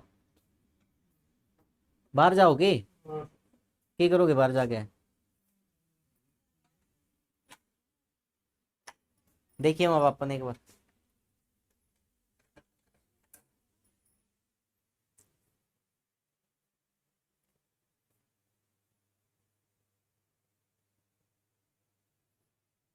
ठीक है भाई, मारकंडा नदी के बारे में बहुत सारी जगह ये भी आपको देखने को मिल सकता है, सिरमौर जिले से भी निकलती है, ऐसा भी कई बार बताते हैं भाई। ठीक है, तो ये दोनों बिंदु आप ध्यान में रख लेना भाई। यहां तक चीजें लगभग आपकी क्लियर हो चुकी है। उसके बाद नेक्स्ट हम देखेंगे, अंबाला से निकलकर मारकंडा नदी कुरुक्षेत्र में प्रवेश कर जाती है भाई। और ये दोनों में ही वर्षा के दिनों में क्या होता है भाई? मारकंडा नदी और टांगड़ी नदी मिलकर कुरुक्षेत्र में बाढ़ का कारण बनती है। कुरुक्षेत्र और अंबाला दोनों के अंदर बाढ़ का कारण बनती है, ये आप नोट कर लेना भाई। उसके बाद इसकी सहायक नदी की हम बात करेंगे तो टांगड़ी, रण, बेगना, नकटी, बलियाड़ी, आमरी, बापना और गग्गर भाई। ठीक है, ये भी इसी में आएगा। उसके बाद टांगड़ी नदी अंबाला जिले के मुलाना के निकट मारकंडा से आकर मिलती है। अंबाला जिले के उत्तर में मारकंडा नदी और दक्षिण में टांगरी नदी है। मारकंडा द्वारा जो निर्मित बाढ़ के मैदान होते हैं उसको बेट कहा जाता है भाई। क्या कहा जाता है? उसको बेट कहा जाता है। ग्रीष्म काल में मारकंडा नदी के अतिरिक्त जल को सिनीसा झील में इकट्ठा किया जाता है, जहां मारकंडा व सरस्वती नदी का मिलन होता है। ये परीक्षा में पूछा गया प्रश्न है। नकटी नदी को सढोरा वाली, सधाडनी और जफरपुर में मारकंडा से मिलती है। ठीक है, मोरनी व सिरमौर नामक दो धाराएं फतेहपुर में मिलकर बेगना नदी बनाती है और अंबाला जिले के मुलाना में मारकंडा नदी में मिल जाती हैं। तो ये मारकंडा के जितने भी क्वेश्चन बनते थे बेटा मैंने आप लोगों को क्लियर करवा दिए भाई। ठीक है, उसके बाद क्वेश्चन भाई देखो फटाफट से, मारकंडा नदी हरियाणा में कहां से प्रवेश करती है? तो अंबाला में काला अंब नामक स्थान से प्रवेश करती है। यहां पे मैंने लिख दिया काला अंब। ठीक है, और ये सारी की सारी किस अपवाह तंत्र की? उत्तरी अपवाह तंत्र की नदियां चल रही हैं भाई अभी तक। ठीक है, चल नेक्स्ट, हरियाणा के मारकंडा नदी का प्राचीन नाम क्या है? तो बेटा आपको पता है अरुणा इसका क्या है? प्राचीन नाम है। ये सारे पीवाईक्यू जो परीक्षा में आए हैं, वह नदी जो मानसून के दौरान अत्यधिक बाढ़ गाद के जमाव लाती है, तो वो कौन सी नदी है बेटा? वो आपकी मारकंडा नदी है भाई। ठीक है, ये लेकर आती है भाई। उसके बाद नेक्स्ट देखिएगा, हरियाणा में साहिबी, मारकंडा और टांगरी किसके नाम है? तो ये किसके नाम है? साधु संतों के, पहाड़ियों के, नदियों के? तो बेटा नदियों के नाम है। ये भी पीवाईक्यू है आपका भाई। ठीक है, उसके बाद नेक्स्ट हम देखेंगे भाई, हरियाणा की कौन सी मौसमी नदी निचली शिवालिक की पहाड़ियों से निकलती है? तो ये भी मारकंडा जो नदी है ये निचली शिवालिक पहाड़ियों से निकलती है, ये आपसे पूछा जा सकता है। उसके बाद मारकंडा नदी की सहायक नदी, बेटा बड़ा गजब का प्रश्न है। कहीं भी आप इतिहास में, हरियाणा के इतिहास में प्रश्न उठा के देख लो, टांगरी की सहायक नदी और मारकंडा की सहायक नदी, वास्तव में तो ये दोनों एक दूसरे की प्रमुख सहायक नदियां हैं, लेकिन एग्जामिनर इन दोनों को मानता ही नहीं है। एग्जामिनर ने तो कांटा मार रखा कि तुम सहायक नदियां नहीं हो भाई, तुम दोनों की सहायक नदियां गग्गर है। हरियाणा के अंदर जब ये प्रश्न पूछा गया तो मारकंडा की सहायक नदी में भी गग्गर उत्तर माना और टांगड़ी की भी सहायक नदी में गग्गर उत्तर माना गया, आपस में नहीं माना गया।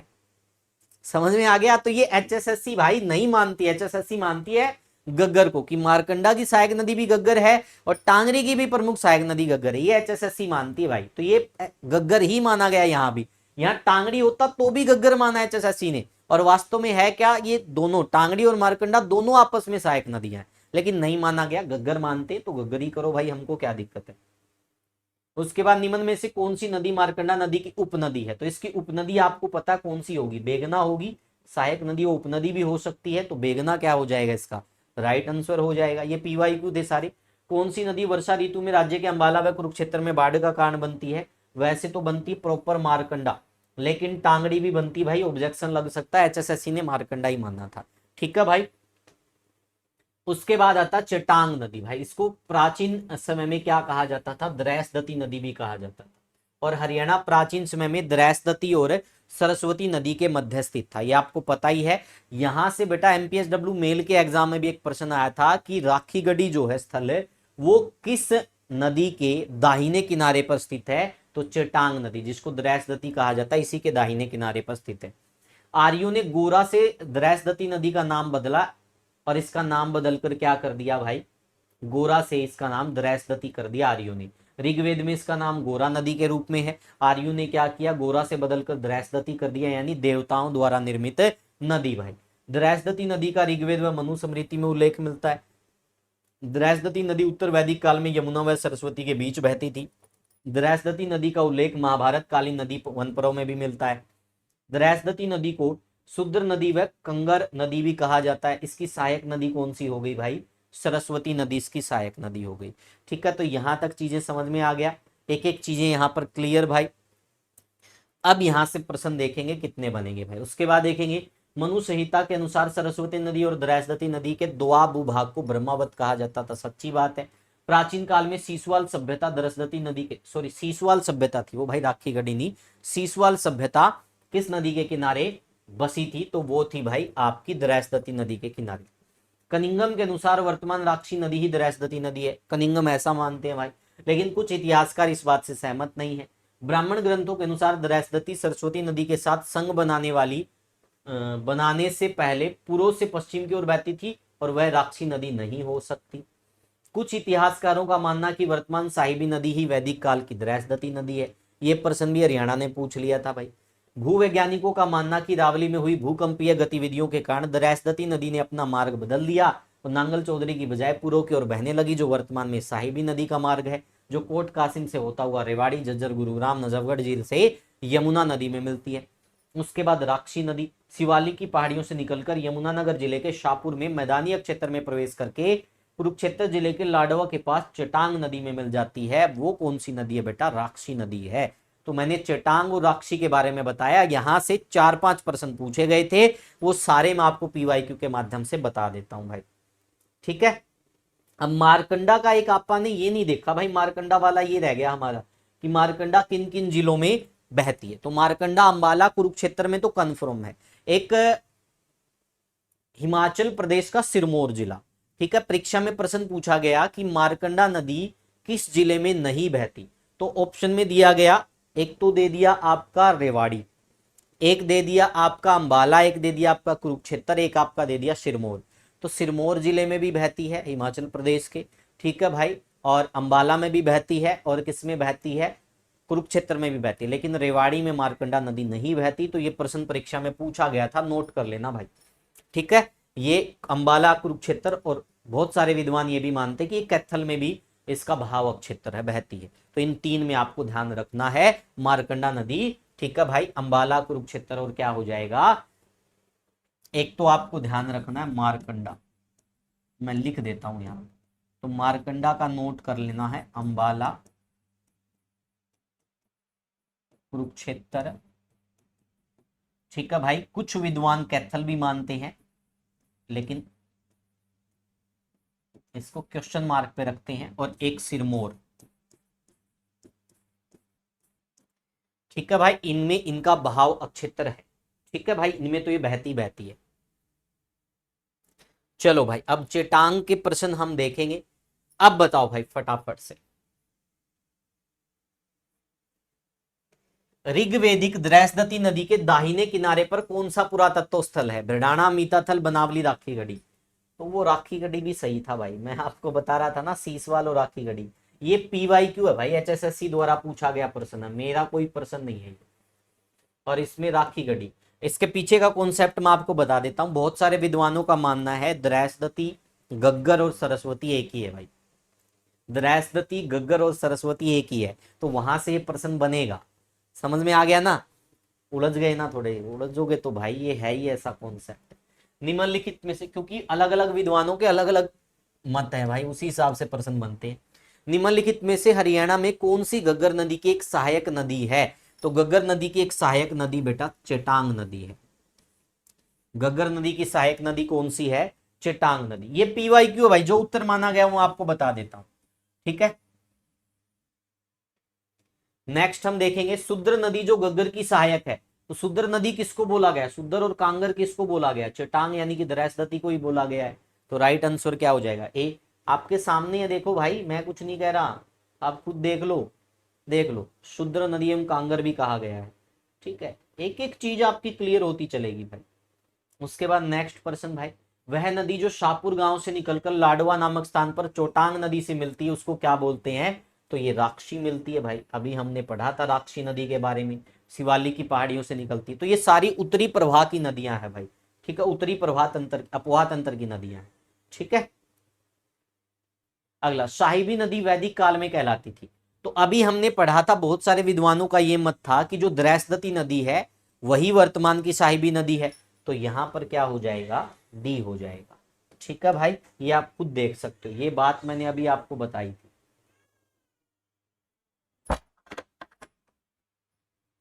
ये देखो, ठीक है, साहिबी नदी ही वैदिक काल की द्रैसदती नदी है, ये कुछ इतिहासकार मानते, और हमें हर एक बिंदु को लेके चलना पड़ेगा, ठीक है। चलो यहां तक चीजें क्लियर। अब हम पढ़ेंगे गग्गर नदी के बारे में। अब हम किसके बारे में पढ़ेंगे बेटा? गग्गर नदी के बारे में। तो यहां से देखते हैं कितने क्वेश्चन बनेंगे हमारे। गग्गर हकरा चैनल से बहुत सारे प्रश्न आते हैं परीक्षाओं के अंदर भाई।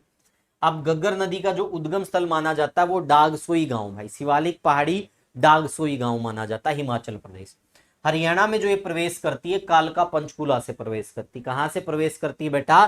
कालका पंचकुला से, यानी वही उत्तरी अपवाह तंत्र वाली नदी हो गई भाई, ठीक है। गग्गर हकरा नदी भारत और पाकिस्तान में वर्षा ऋतु में चलने वाली एक मौसमी नदी है। बेटा नोट कर लो, सबसे महत्वपूर्ण मौसमी नदी है। मौसमी नदी का मतलब मानसून पे आधारित नदी हो गई, बारिश आएगी तो पानी आ गया, इस प्रकार की। इसे हरियाणा के ओटुवियर बांध से पहले गग्गर नदी, हरियाणा के अंदर ओटुवियर बांध जो है वो गग्गर हकरा नदी के ऊपर है, उससे पहले इसको क्या कहा जाता है? गग्गर नदी, और उससे आगे इसको हकरा के नाम से जाना जाता है। नोट कर लेना भाई, उससे आगे इसको क्या जानते हैं? हकरा के नाम से। कुछ विद्वानों के हिसाब से यह प्राचीन काल में बहने वाली महान सरस्वती नदी का ही बचा हुआ रूप है, हालांकि इस पर मतभेद है। वही बात आ गई भाई। उसके बाद नेक्स्ट हम देखेंगे भाई, अब बात आती इसके रूट की। तो रूट देखो, कालका, मोहाली, अंबाला, पटियाला, कैथर, संगरूर, फतेहाबाद, मानसा, सिरसा।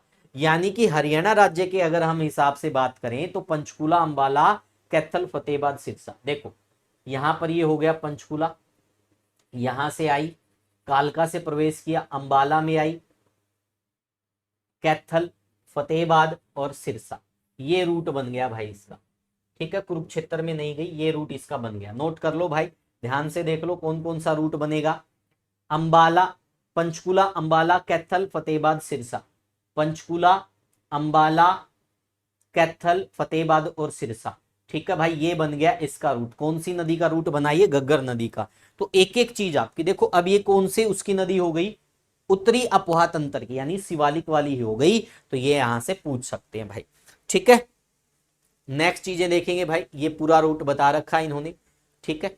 गग्गर नदी पाकिस्तान में बिजनौर नामक स्थान से प्रवेश होकर अब्बास किला, बहावल तक जाती है भाई। ये चीजें इतनी इंपॉर्टेंट नहीं अपने हिसाब से तो, ठीक है भाई। ये सिरसा में बहती हुई हनुमानगढ़ यानी राजस्थान में चली जाती है। प्रश्न भी आपसे पूछा जाएगा कि ऐसी कौन सी नदी है जो राजस्थान में भी जाती है हरियाणा की, ठीक है, हरियाणा से होते हुए। तो वो गग्गर नदी जाती है हनुमानगढ़ के होते हुए, राजस्थान में चली जाती है और विलुप्त भी हो जाती है। मैक्स मुलर और क्रिश्चियन जैसे इतिहासकारों के अनुसार सरस्वती का अंतिम अवशेष ही वर्तमान गग्गर नदी है, विद्वानों का ऐसा मानना।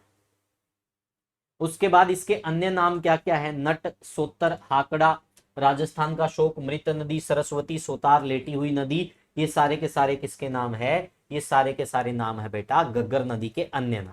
गग्गर द्वारा जो बाढ़ का मैदान है उसको नेल्ली कहा जाता है, मार्कंडा द्वारा जो निर्मित होता है उसको बैट बोलते हैं। पेलोस्टीन के समय उत्तर पश्चिम भारत की महत्वपूर्ण नदी गग्गर होती थी। टिपरा हिल गग्गर नदी के उत्तर दिशा में स्थित है भाई। ठीक है, गग्गर नदी में छोटे छोटे नाले मिलते हैं जिनको स्थानीय भाषा में चौ कहा जाता है। बड़ा महत्वपूर्ण प्रश्न है, ये सारे प्रश्न परीक्षा में पूछे जा चुके हैं भाई। उसके बाद गुरुद्वारा नाड़ा साहिब भी आपको पता भाई पंचकुला के अंदर है, तो गग्गर नदी के किनारे स्थित है भाई। उसके बाद हरियाणा में गग्गर नदी की लंबाई लगभग 200 मील यानी कि 320 किलोमीटर के लगभग है। गग्गर नदी में बनी हुई झीलें तालाब की जो आकृति अर्धचंद्राकार है। गग्गर की सहायक नदी कौशल्या, मारकंडा, टांगरी, चोटांग, ये सारी की सारी इसकी सहायक नदियां हैं भाई। ठीक है, चलो अब यहां से देखेंगे पीवाईक्यू कितने बनते हैं। तो पहला प्रश्न भाई ये बन गया। अब बताओ मेरे को इसका उत्तर क्या आएगा। प्रश्न में क्या पूछा गया? निम्नलिखित कथनों पर विचार कीजिए। हरियाणा में गग्गर नदी द्वारा निर्मित बाढ़ के मैदान को नेल्ली कहा जाता, बिल्कुल सही जी, अभी हमने पढ़ा था। हरियाणा में मारकंडा द्वारा निर्मित बाढ़ के मैदान को घर कहते हैं, नहीं जी, इनको तो बैट कहा जाता है।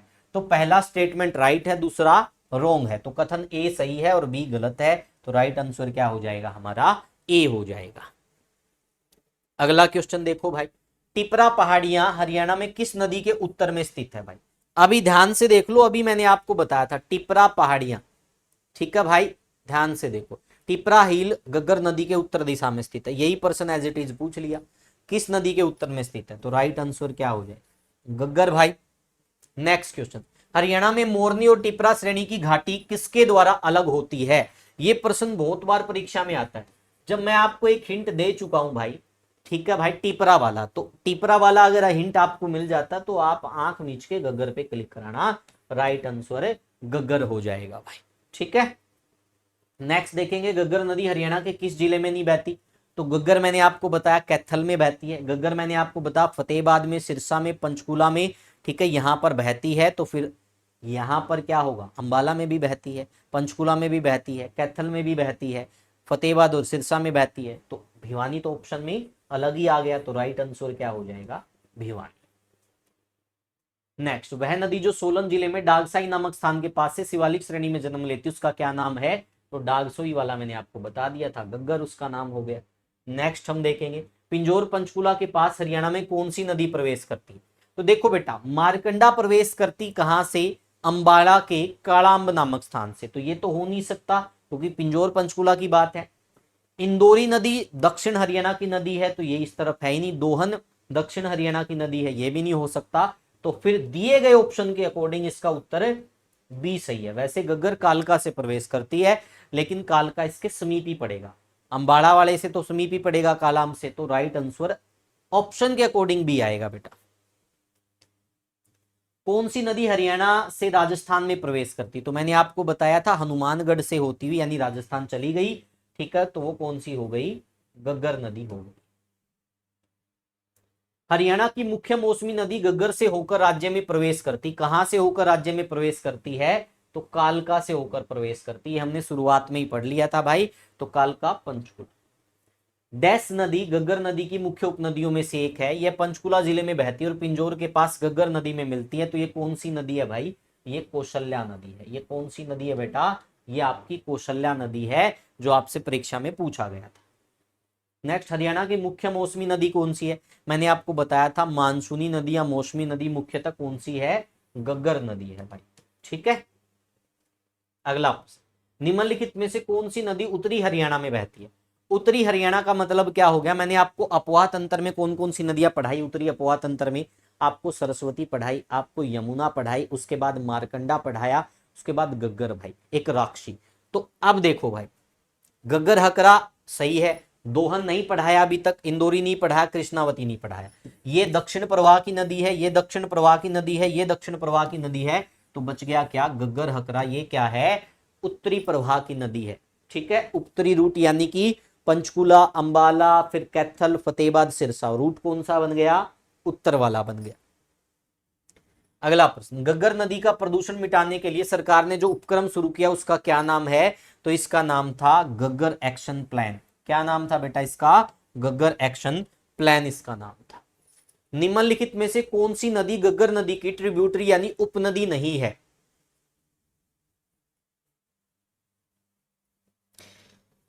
मारकंडा हरियाणा में है, गग्गर की सहायक यानी कि उपनदी मान के चलो। कौशल्या इसकी सहायक नदी हो गई, चोटांग इसकी सहायक नदी। बेतवा तो यहाँ है ही नहीं, तो राइट आंसर क्या हो जाएगा, बेतवा। हरियाणा की बात हो रही है यहाँ, ठीक है। हरियाणा में ओटू बैराज किस नदी के ऊपर है, तो ओटू बैराज गग्गर हकरा नदी के ऊपर है, अभी मैंने आप लोगों को बताया था, तो राइट आंसर सी हो जाएगा। गग्गर नदी से आकर मिलने वाले छोटे नालों को क्या कहा जाता है, गग्गर नदी द्वारा निर्मित बाढ़ के मैदान को नैली कहते हैं, और जो नाले आकर मिलते हैं छोटे छोटे उनको चों कहा जाता है। क्या कहा जाता है बेटा, चों। अब बात आएगी टांगड़ी की, ठीक है। टांगड़ी, टांगड़ी जो नदी है हरियाणा से उद्गम होने वाली एकमात्र नदी, इसका उद्गम स्थल हरियाणा के अंदर ही है। ये बेटा देखो कालका में शिवालिक की पहाड़ियों से निकलकर फिर अंबाला जिले में प्रवेश करती है। हरियाणा राज्य से उद्गम होने वाली एकमात्र नदी, और इसका उद्गम स्थल मोरनी की पहाड़ियां या फिर हम क्या कह सकते हैं, कालका। और ये परीक्षा में पूछा गया था बेटा, और उस परीक्षा के अंदर ऑप्शन में अंबाला भी था, तो ज्यादातर बच्चे अंबाला करके आए, नोट कर लेना। टांगड़ी नदी कालका से इसका क्या होता है, ये प्रवेश करती है, ठीक है। इसका ओरिजिन प्लेस मोरनी की पहाड़ी, तो मोरनी की पहाड़ी नहीं तो कालका, ठीक है। टांगड़ी नदी कालका से एक नाला या स्रोत के रूप में निकलती है, और मोरनी की पहाड़ियों से निकलकर उमरा नाला साथ साथ बहता हुआ टांगरी नदी में मिलता है। वह आगे जाकर टांगरी नदी मुलाना अंबाला के निकट मारकंडा में मिलती है। अब देखो टांगरी मारकंडा की प्रमुख सहायक नदी है, लिखा जाता है, लेकिन एचएसएससी इसको नहीं मानता भाई। टांगरी की प्रमुख सहायक नदी के तौर पर एचएसएससी हमेशा ही गग्गर को राइट मानता है, ठीक है भाई। यहां तक चीजें क्लियर समझ में आ गई भाई। उसके बाद देखेंगे अंबाला के उत्तर भाग के पास से मारकंडा नदी गुजरती है, और दक्षिणी भाग से टांगरी नदी गुजरती है। एक बरसाती नदी है, हरियाणा में लंबाई लगभग 90 किलोमीटर है। बलियाली नदी मोरनी हिल से निकलकर छाजू माजरा में टांगरी नदी में मिल जाती है। ओमला और आमरी धाराएं, जिन्हें शहजादपुर वाली और गादरी भी कहा जाता है, दोनों टांगरी नदी में मिलती है, ठीक है भाई। चल अब यहां से प्रश्न देखेंगे, टांगरी नदी की सहायक नदी कौन सी है। अब हमें उत्तर तो मारकंडा करना चाहिए, लेकिन एचएसएससी क्या मानती है बेटा, एचएसएससी ने जितनी बार भी ये प्रश्न पूछा है 2018 को छोड़कर, 2018 में तो क्या माना था, 2018 में माना था मारकंडा। उसके बाद बेटा आज कितना समय हो गया, 2025, 2025 तक इसका उत्तर गग्गर ही मान रही है। 18 में तो मारकंडा मानना था एग्जाम के अंदर, लेकिन उसके बाद गग्गर मानती है। 2019 से लेकर 2025 आ गया भाई, जितनी बार भी ये प्रश्न पूछा गया है इस टाइम पीरियड में इसका उत्तर गग्गर ही माना है। नेक्स्ट प्रश्न, हरियाणा राज्य से उद्गम होने वाली एकमात्र नदी कौन सी है, तो हरियाणा से उद्गम होने वाली एकमात्र नदी टांगरी है। ये कहां से इसका उद्गम प्लेस है, तो इसका ओरिजिन प्लेस क्या हो गया बेटा, इसका ओरिजिन प्लेस हो गया कालका, ठीक है भाई। तो कालका या फिर मोरनी की पहाड़ी, और ये दोनों शिवालिक पहाड़ियों का भाग है, ठीक है भाई। नेक्स्ट प्रश्न, अब बात आती थापना नदी की भाई। शिवालिक की पहाड़ियों से निकलकर कन्यावाला यमुनानगर में प्रवेश करती, राज्य की लगभग सबसे छोटी नदी है, 12 से 15 किलोमीटर लेंथ है। इसे नीली नदी भी कहते हैं क्योंकि इसका पानी बिल्कुल साफ और नीला होता है। हरियाणा राज्य की एकमात्र ग्रीन जोन की नदी है भाई। तो ये थापना के बारे में है, यहाँ से एक बार सही मिलान का प्रश्न पूछा था, बाकी कभी नहीं पूछा गया। उसके बाद सोम नदी सिरमौर की शिवालिक पहाड़ियों से निकलकर आदि बद्री यमुनानगर में प्रवेश करती है। यमुना नदी की सहायक नदी है, और कनालसी यमुनानगर के पास यमुना में मिल जाती है। इस नदी पर यमुनानगर जिले में दादूपुर और पथराला बांध भी बनाए गए हैं भाई, ठीक है। अब यहां से कौशल्या नदी भाई, इसके से भी एक प्रश्न आता है, ध्यान से देखो। उद्गम स्थल हिमाचल राज्य में शिवालिक की पहाड़ियों से और पंचकुला जिले से हरियाणा में प्रवेश। हरियाणा में नदी की लंबाई लगभग 20 किलोमीटर, कई जगह 30 भी मिल जाता है। कौशल्या नदी पर पिंजौर पंचकुला में कौशल्या बांध बनाया जाता है। कौशल्या नदी गग्गर नदी में मिल जाती है, ठीक है भाई। तो ये थोड़े थोड़े पॉइंट है, यहाँ से एक प्रश्न आया था, देखो नदी गग्गर नदी की मुख्य उपनदियों में से एक है, पंचकुला जिले में बहती है और पिंजौर के पास गग्गर में मिलती है, तो कौशल्या मिलती है भाई। ये प्रश्न एचएसएससी ने आज तक पूछा था यहाँ से। उसके बाद अब जो हमने सारी पढ़ी वो थी उत्तरी अपोहा की, ठीक है भाई। उत्तरी अपोहा तंत्र की नदियां, वो सारी की सारी क्या थी, उत्तरी अपोहा तंत्र की नदियां, यानी कि शिवालिक। तो उत्तरी अपोहा तंत्र में कौन कौन सी पढ़ा हमने, हमने पढ़ा बेटा सबसे पहले सरस्वती, सरस्वती के बाद यमुना, मारकंडा, गग्गर, टांगरी, राक्षी, चेटांग, कौशल्या और थापना। ये सारी की सारी कौन सी नदियां थी भाई? ये सारी की सारी उत्तरी अपोहा तंत्र की नदियां थी भाई। ठीक है, ये नोट कर लेना। ये सारी की सारी कौन सी थी? उत्तरी अपोहा तंत्र की नदियां थी, जो मैंने आप लोगों को पढ़ाया। अब हम किसके बारे में पढ़ेंगे? दक्षिणी अपोहा तंत्र की नदियों के बारे में पढ़ेंगे। इसमें साहिबी रहेगा, कृष्णावती रहेगा, दोहन रहेगा, इंदौरी रहेगा। ये सारी की सारी नदियां किसमें आएगी? ये दक्षिणी यानी कि अरावली नदी तंत्र के अंतर्गत आएगी, अपोहा तंत्र के हिसाब से आएगी। तो साहिबी दक्षिण हरियाणा की प्रमुख बरसाती नदी है और ये दक्षिण हरियाणा में बाढ़ का कारण भी बनती है। और इस साहिबी नदी के ऊपर रेवाड़ी के मसानी में एक मसानी बराज भी बना हुआ है। जयपुर की मेवात पहाड़ियों से इसका उद्गम होता है। साहिबी नदी 3 शाखाओं में, सोता धारा जिसका उद्गम अरावली की बैराट पहाड़ियों से, साबी धारा और सुरखनली धारा जिसका उद्गम अरावली की सेवर पहाड़ियों से होता है। ये तीनों शाखाएं जलालपुर बहरोड राजस्थान के समीप मिलकर साहिबी नदी का निर्माण करती है, जो सेवर या सिक्कर पहाड़ियों में धराजी मंदिर के पास मनोहरपुर सोकर से निकलती है और मुंडावर कोटकासिम रेवाड़ी में प्रवेश करती है। तो ये साहिबी के बारे में है। यहां से जो प्रश्न पूछे जाते सिंपल बता देता हूं। उद्गम का पूछा जाता है, एक प्रश्न पूछा जाता आपसे द्रैसदती वाला भाई, जो मैं आपको पहले बता चुका हूं। साहिबी नदी को ही विद्वानों ने क्या कहा? द्रैसदती भी कहा। ठीक है, तो ये बिंदु आपने देख लिया। साहिबी रेवाड़ी जिले के कोट कासिम से दक्षिण हरियाणा के क्षेत्र में बहने के बाद फिर से राजस्थान में प्रवेश करती, फिर रेवाड़ी और धारूहेड़ा के बीच हरियाणा क्षेत्र में प्रवेश करती, फिर से रेवाड़ी गुरुग्राम झज्जर के पास से हरियाणा में 120 किलोमीटर बहती हुई दिल्ली में प्रवेश करते हुए नजफगढ़ झील में मिल जाती है। तो ये नजफगढ़ ड्रोन इसको बोला जाता है। एक प्रश्न ये परीक्षा में पूछा जाता है। ठीक है, तो यमुना नदी में मिलती है, एक प्रश्न ये आपसे पूछा जाता है। ये 3 प्रश्न यहां से पूछे जाते हैं। अरावली श्रृंखला की पहाड़ियों से निकलकर यमुना नदी में मिलने तक 300 किलोमीटर दूरी तय करती है। 3 प्रश्न यहां से पूछे जाते हैं। उद्गम प्लेस नजफगढ़ ड्रोन वाला किस नदी में मिलती है? तीनों प्रश्न आपसे पूछे जा सकते हैं। देखो 1977 में साहिबी नदी पर रेवाड़ी जिले के, ठीक है, मसाणी गांव में मसाणी बराज बनाया गया था। साहिबी नदी अधिकतर रेतीले क्षेत्र में बहती हुई वर्षा काल में अरावली पर्वत श्रृंखला के बहुत से नालों से वर्षा का जल मिलाने के कारण राजस्थान के अलवर जिला में आकर साहिबी नदी एक विशाल धारा का रूप धारण कर लेती है और दक्षिण हरियाणा में बाढ़ का कारण बनती है। राजस्थान के अलवर जिले की सबसे लंबी नदी है। तो दक्षिण हरियाणा में बाढ़ का कारण मसानी बराज, उद्गम स्थल, इसके उपनाम, और एक द्रैसदती वाला, एक नजफगढ़ ड्रोन वाला, एक किस नदी में मिलती? यही प्रश्न आज तक परीक्षा में आए हैं। देखो अन्य नाम क्या हो गया? साबी, नजफगढ़ नाला ड्रोन, रसा, सवा, दिल्ली में इसको नजफगढ़ ड्रोन बोलते हैं।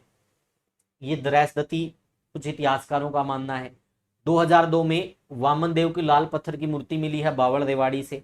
सहायक नदियां इंदौरी हो गई। इंदौरी नदी इससे पटौदी के समीप मिलती है। ये भी परीक्षा में प्रश्न पूछा जाता भाई। सोता, साबी, धोना नाला, बारकनिया, ये सब हो गया भाई।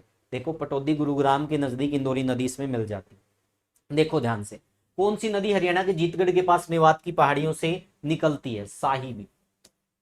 ठीक है भाई, नेक्स्ट प्रश्न, राजस्थान में जीतगढ़ और मनोहरपुर के पास मेवात की पहाड़ियों से कौन सी निकलती है? साहिबी। उद्गम स्थल में हमने पढ़ लिया था सारे बिंदु। नदी को दिल्ली में नजफगढ़ नाला कहा जाता है। किसको कहा जाता है? साहिबी को कहा जाता है। साहिबी नदी अंत में कहां गिरती है? अंत में यमुना में मिल जाती है भाई। ये भी मैंने आपको बता दिया था। साहिबी नदी निम्नलिखित में से किस जिले से निकलती है? किस जिले से निकलती है?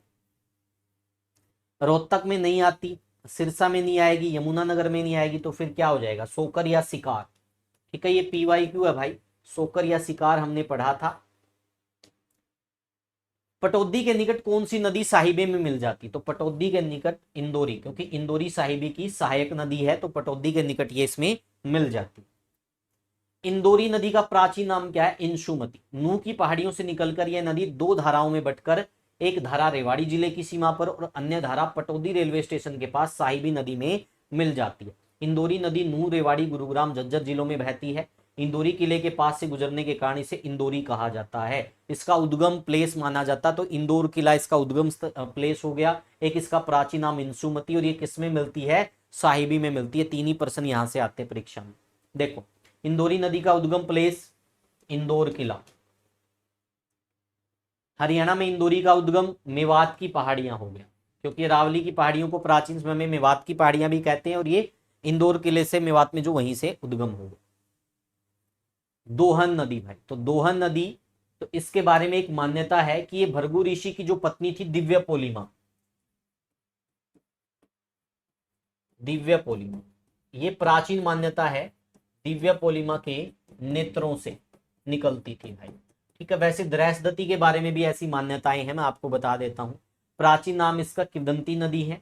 उद्गम दोहन नदी एक बरसाती नदी है जो नीम का थाना राजस्थान के मंढोली नामक स्थान से निकलकर हरियाणा के महेंद्रगढ़ जिले में ढोसी की पहाड़ियों से निकलकर हरियाणा राज्य में लगभग 50 किलोमीटर का रास्ता तय करती है और साहिबी में मिल जाती है। तो ये प्रश्न पूछा जाता है भाई, 50 किलोमीटर वाला प्रश्न पूछते हैं और एक दिव्य पोलिमा वाला प्रश्न पूछते हैं।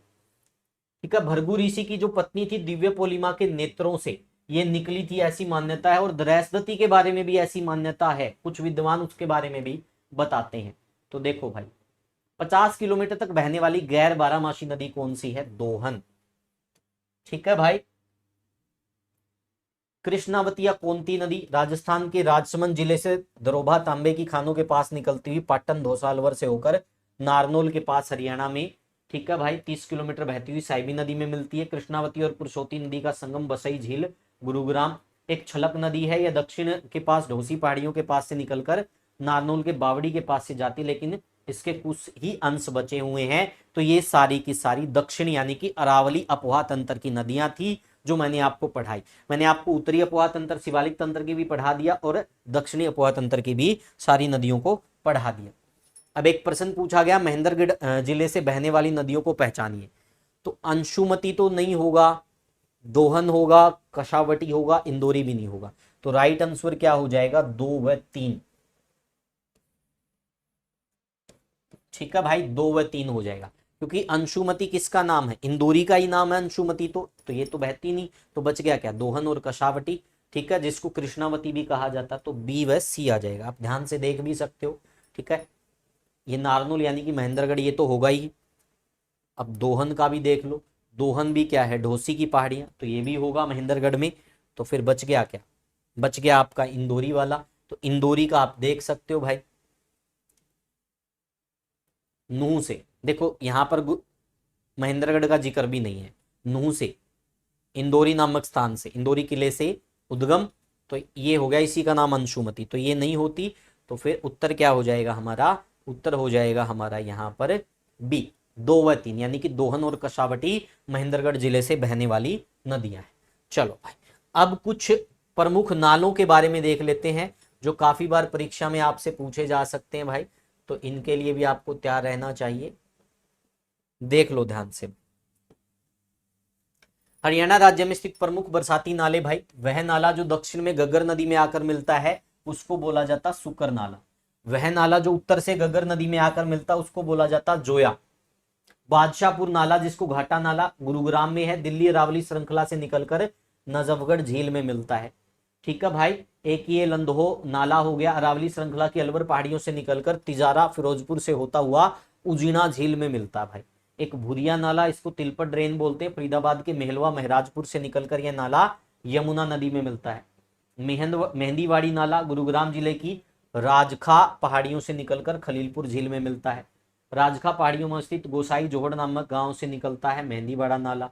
बारकिया नाला साहिबी नदी में मिल जाता है। तो ये प्रमुख बरसाती नाले थे जो परीक्षा में आपसे पूछे जा सकते हैं। ये सब मैं आपको पीडीएफ के माध्यम से भी प्रोवाइड करवा दूंगा।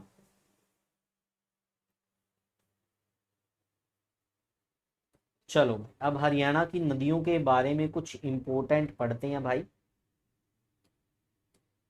देखो, कुछ और फैक्ट हैं जो आपसे पूछे जा सकते हैं, बाकी लगभग करा दिया भाई, इनसे बाहर क्वेश्चन नहीं जाएगा, टेंशन नहीं लेने का।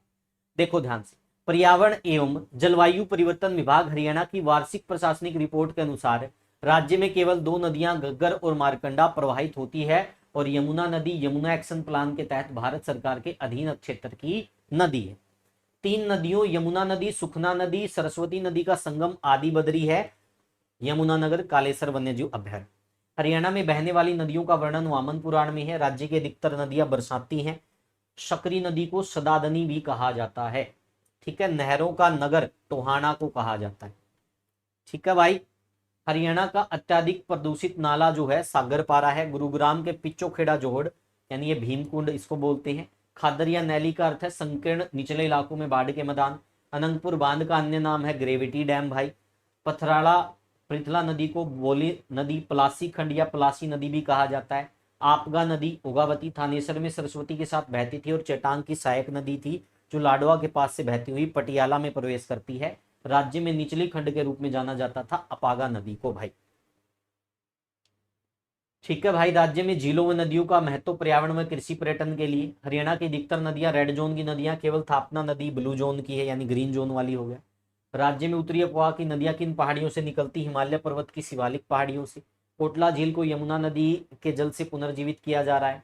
किस झील पर राज्य सरकार द्वारा चिड़ियाघर या बांध बनाया गया? तिलियार झील रोहतक।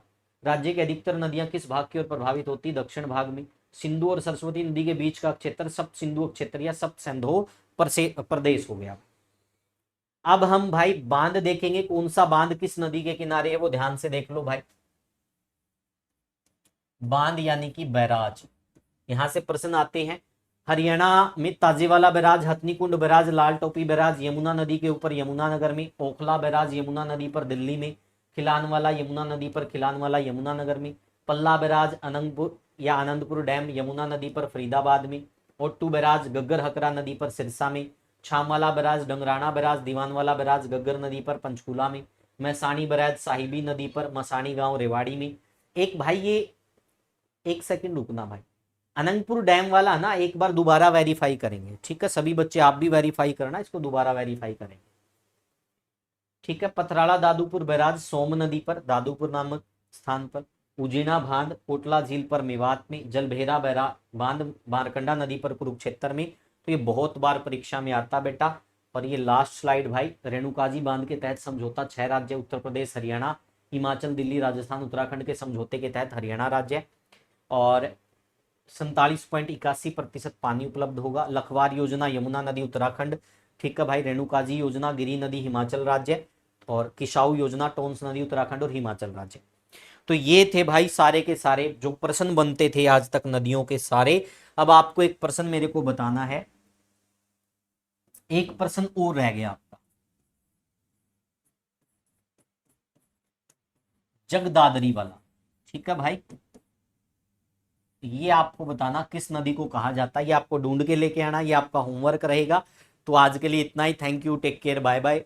क्लास आपको कैसी लगी जरूर बताइएगा और हम अपना पूर्ण प्रयास करें बेस्ट से बेस्ट कंटेंट देने का। इसकी जो पीडीएफ है बेटा वो हम आपके बैच में डाल देंगे, जो भी बच्चा बैच से रिलेटेड है उसमें ही डाल देंगे भाई। और जिस भी साथी को मैं पहले से क्लियर कर देता हूं भाई, किसी भी सब्जेक्ट में कोई दिक्कत आती है, ये हमारा हेल्पलाइन नंबर रहेगा, आप इस पे मैसेज कर सकते हैं। ठीक है भाई, और जिसको भी हमारा बैच चाहिए वो क्या करेगा भाई, SK क्लासेस लाइव, आप प्ले स्टोर पर इस एप्लीकेशन को डाउनलोड कीजिएगा और इसमें रजिस्टर करके हमारे सभी बैच उपलब्ध हैं। Mission selection batch, Delhi police के लिए बैच, HPSC के लिए batch, Haryana GK special batch, सारे बैच उपलब्ध है। आज के लिए इतना ही। Thank you, take care, bye bye. मेहनत करना, आगे बढ़ना भाई। ठीक है, सारे PYQ कवर करवा दिए, नदियों के सारे थ्योरी कवर करवा दी। अब आपकी हरियाणा जीके लगभग कंप्लीट हो चुकी है। जो चीज मुझे लगेगा अपडेट करनी है वो मैं अपडेट करके उन क्लासेस को चेंज करता रहूंगा, अन्यथा आपका हरियाणा जीके पूर्णतः कंप्लीट फुल डिटेल के साथ। अब सिर्फ क्या बच गया भाई, हैफेड वगैरह की, MSME की थोड़ी डिटेल वाली क्लासेस रह गई, वो तभी डालेंगे जब आपका CT मेंस का कोई एग्जाम नजदीक आएगा। ठीक है भाई, आज के लिए इतना ही। Thank you, take care, bye bye.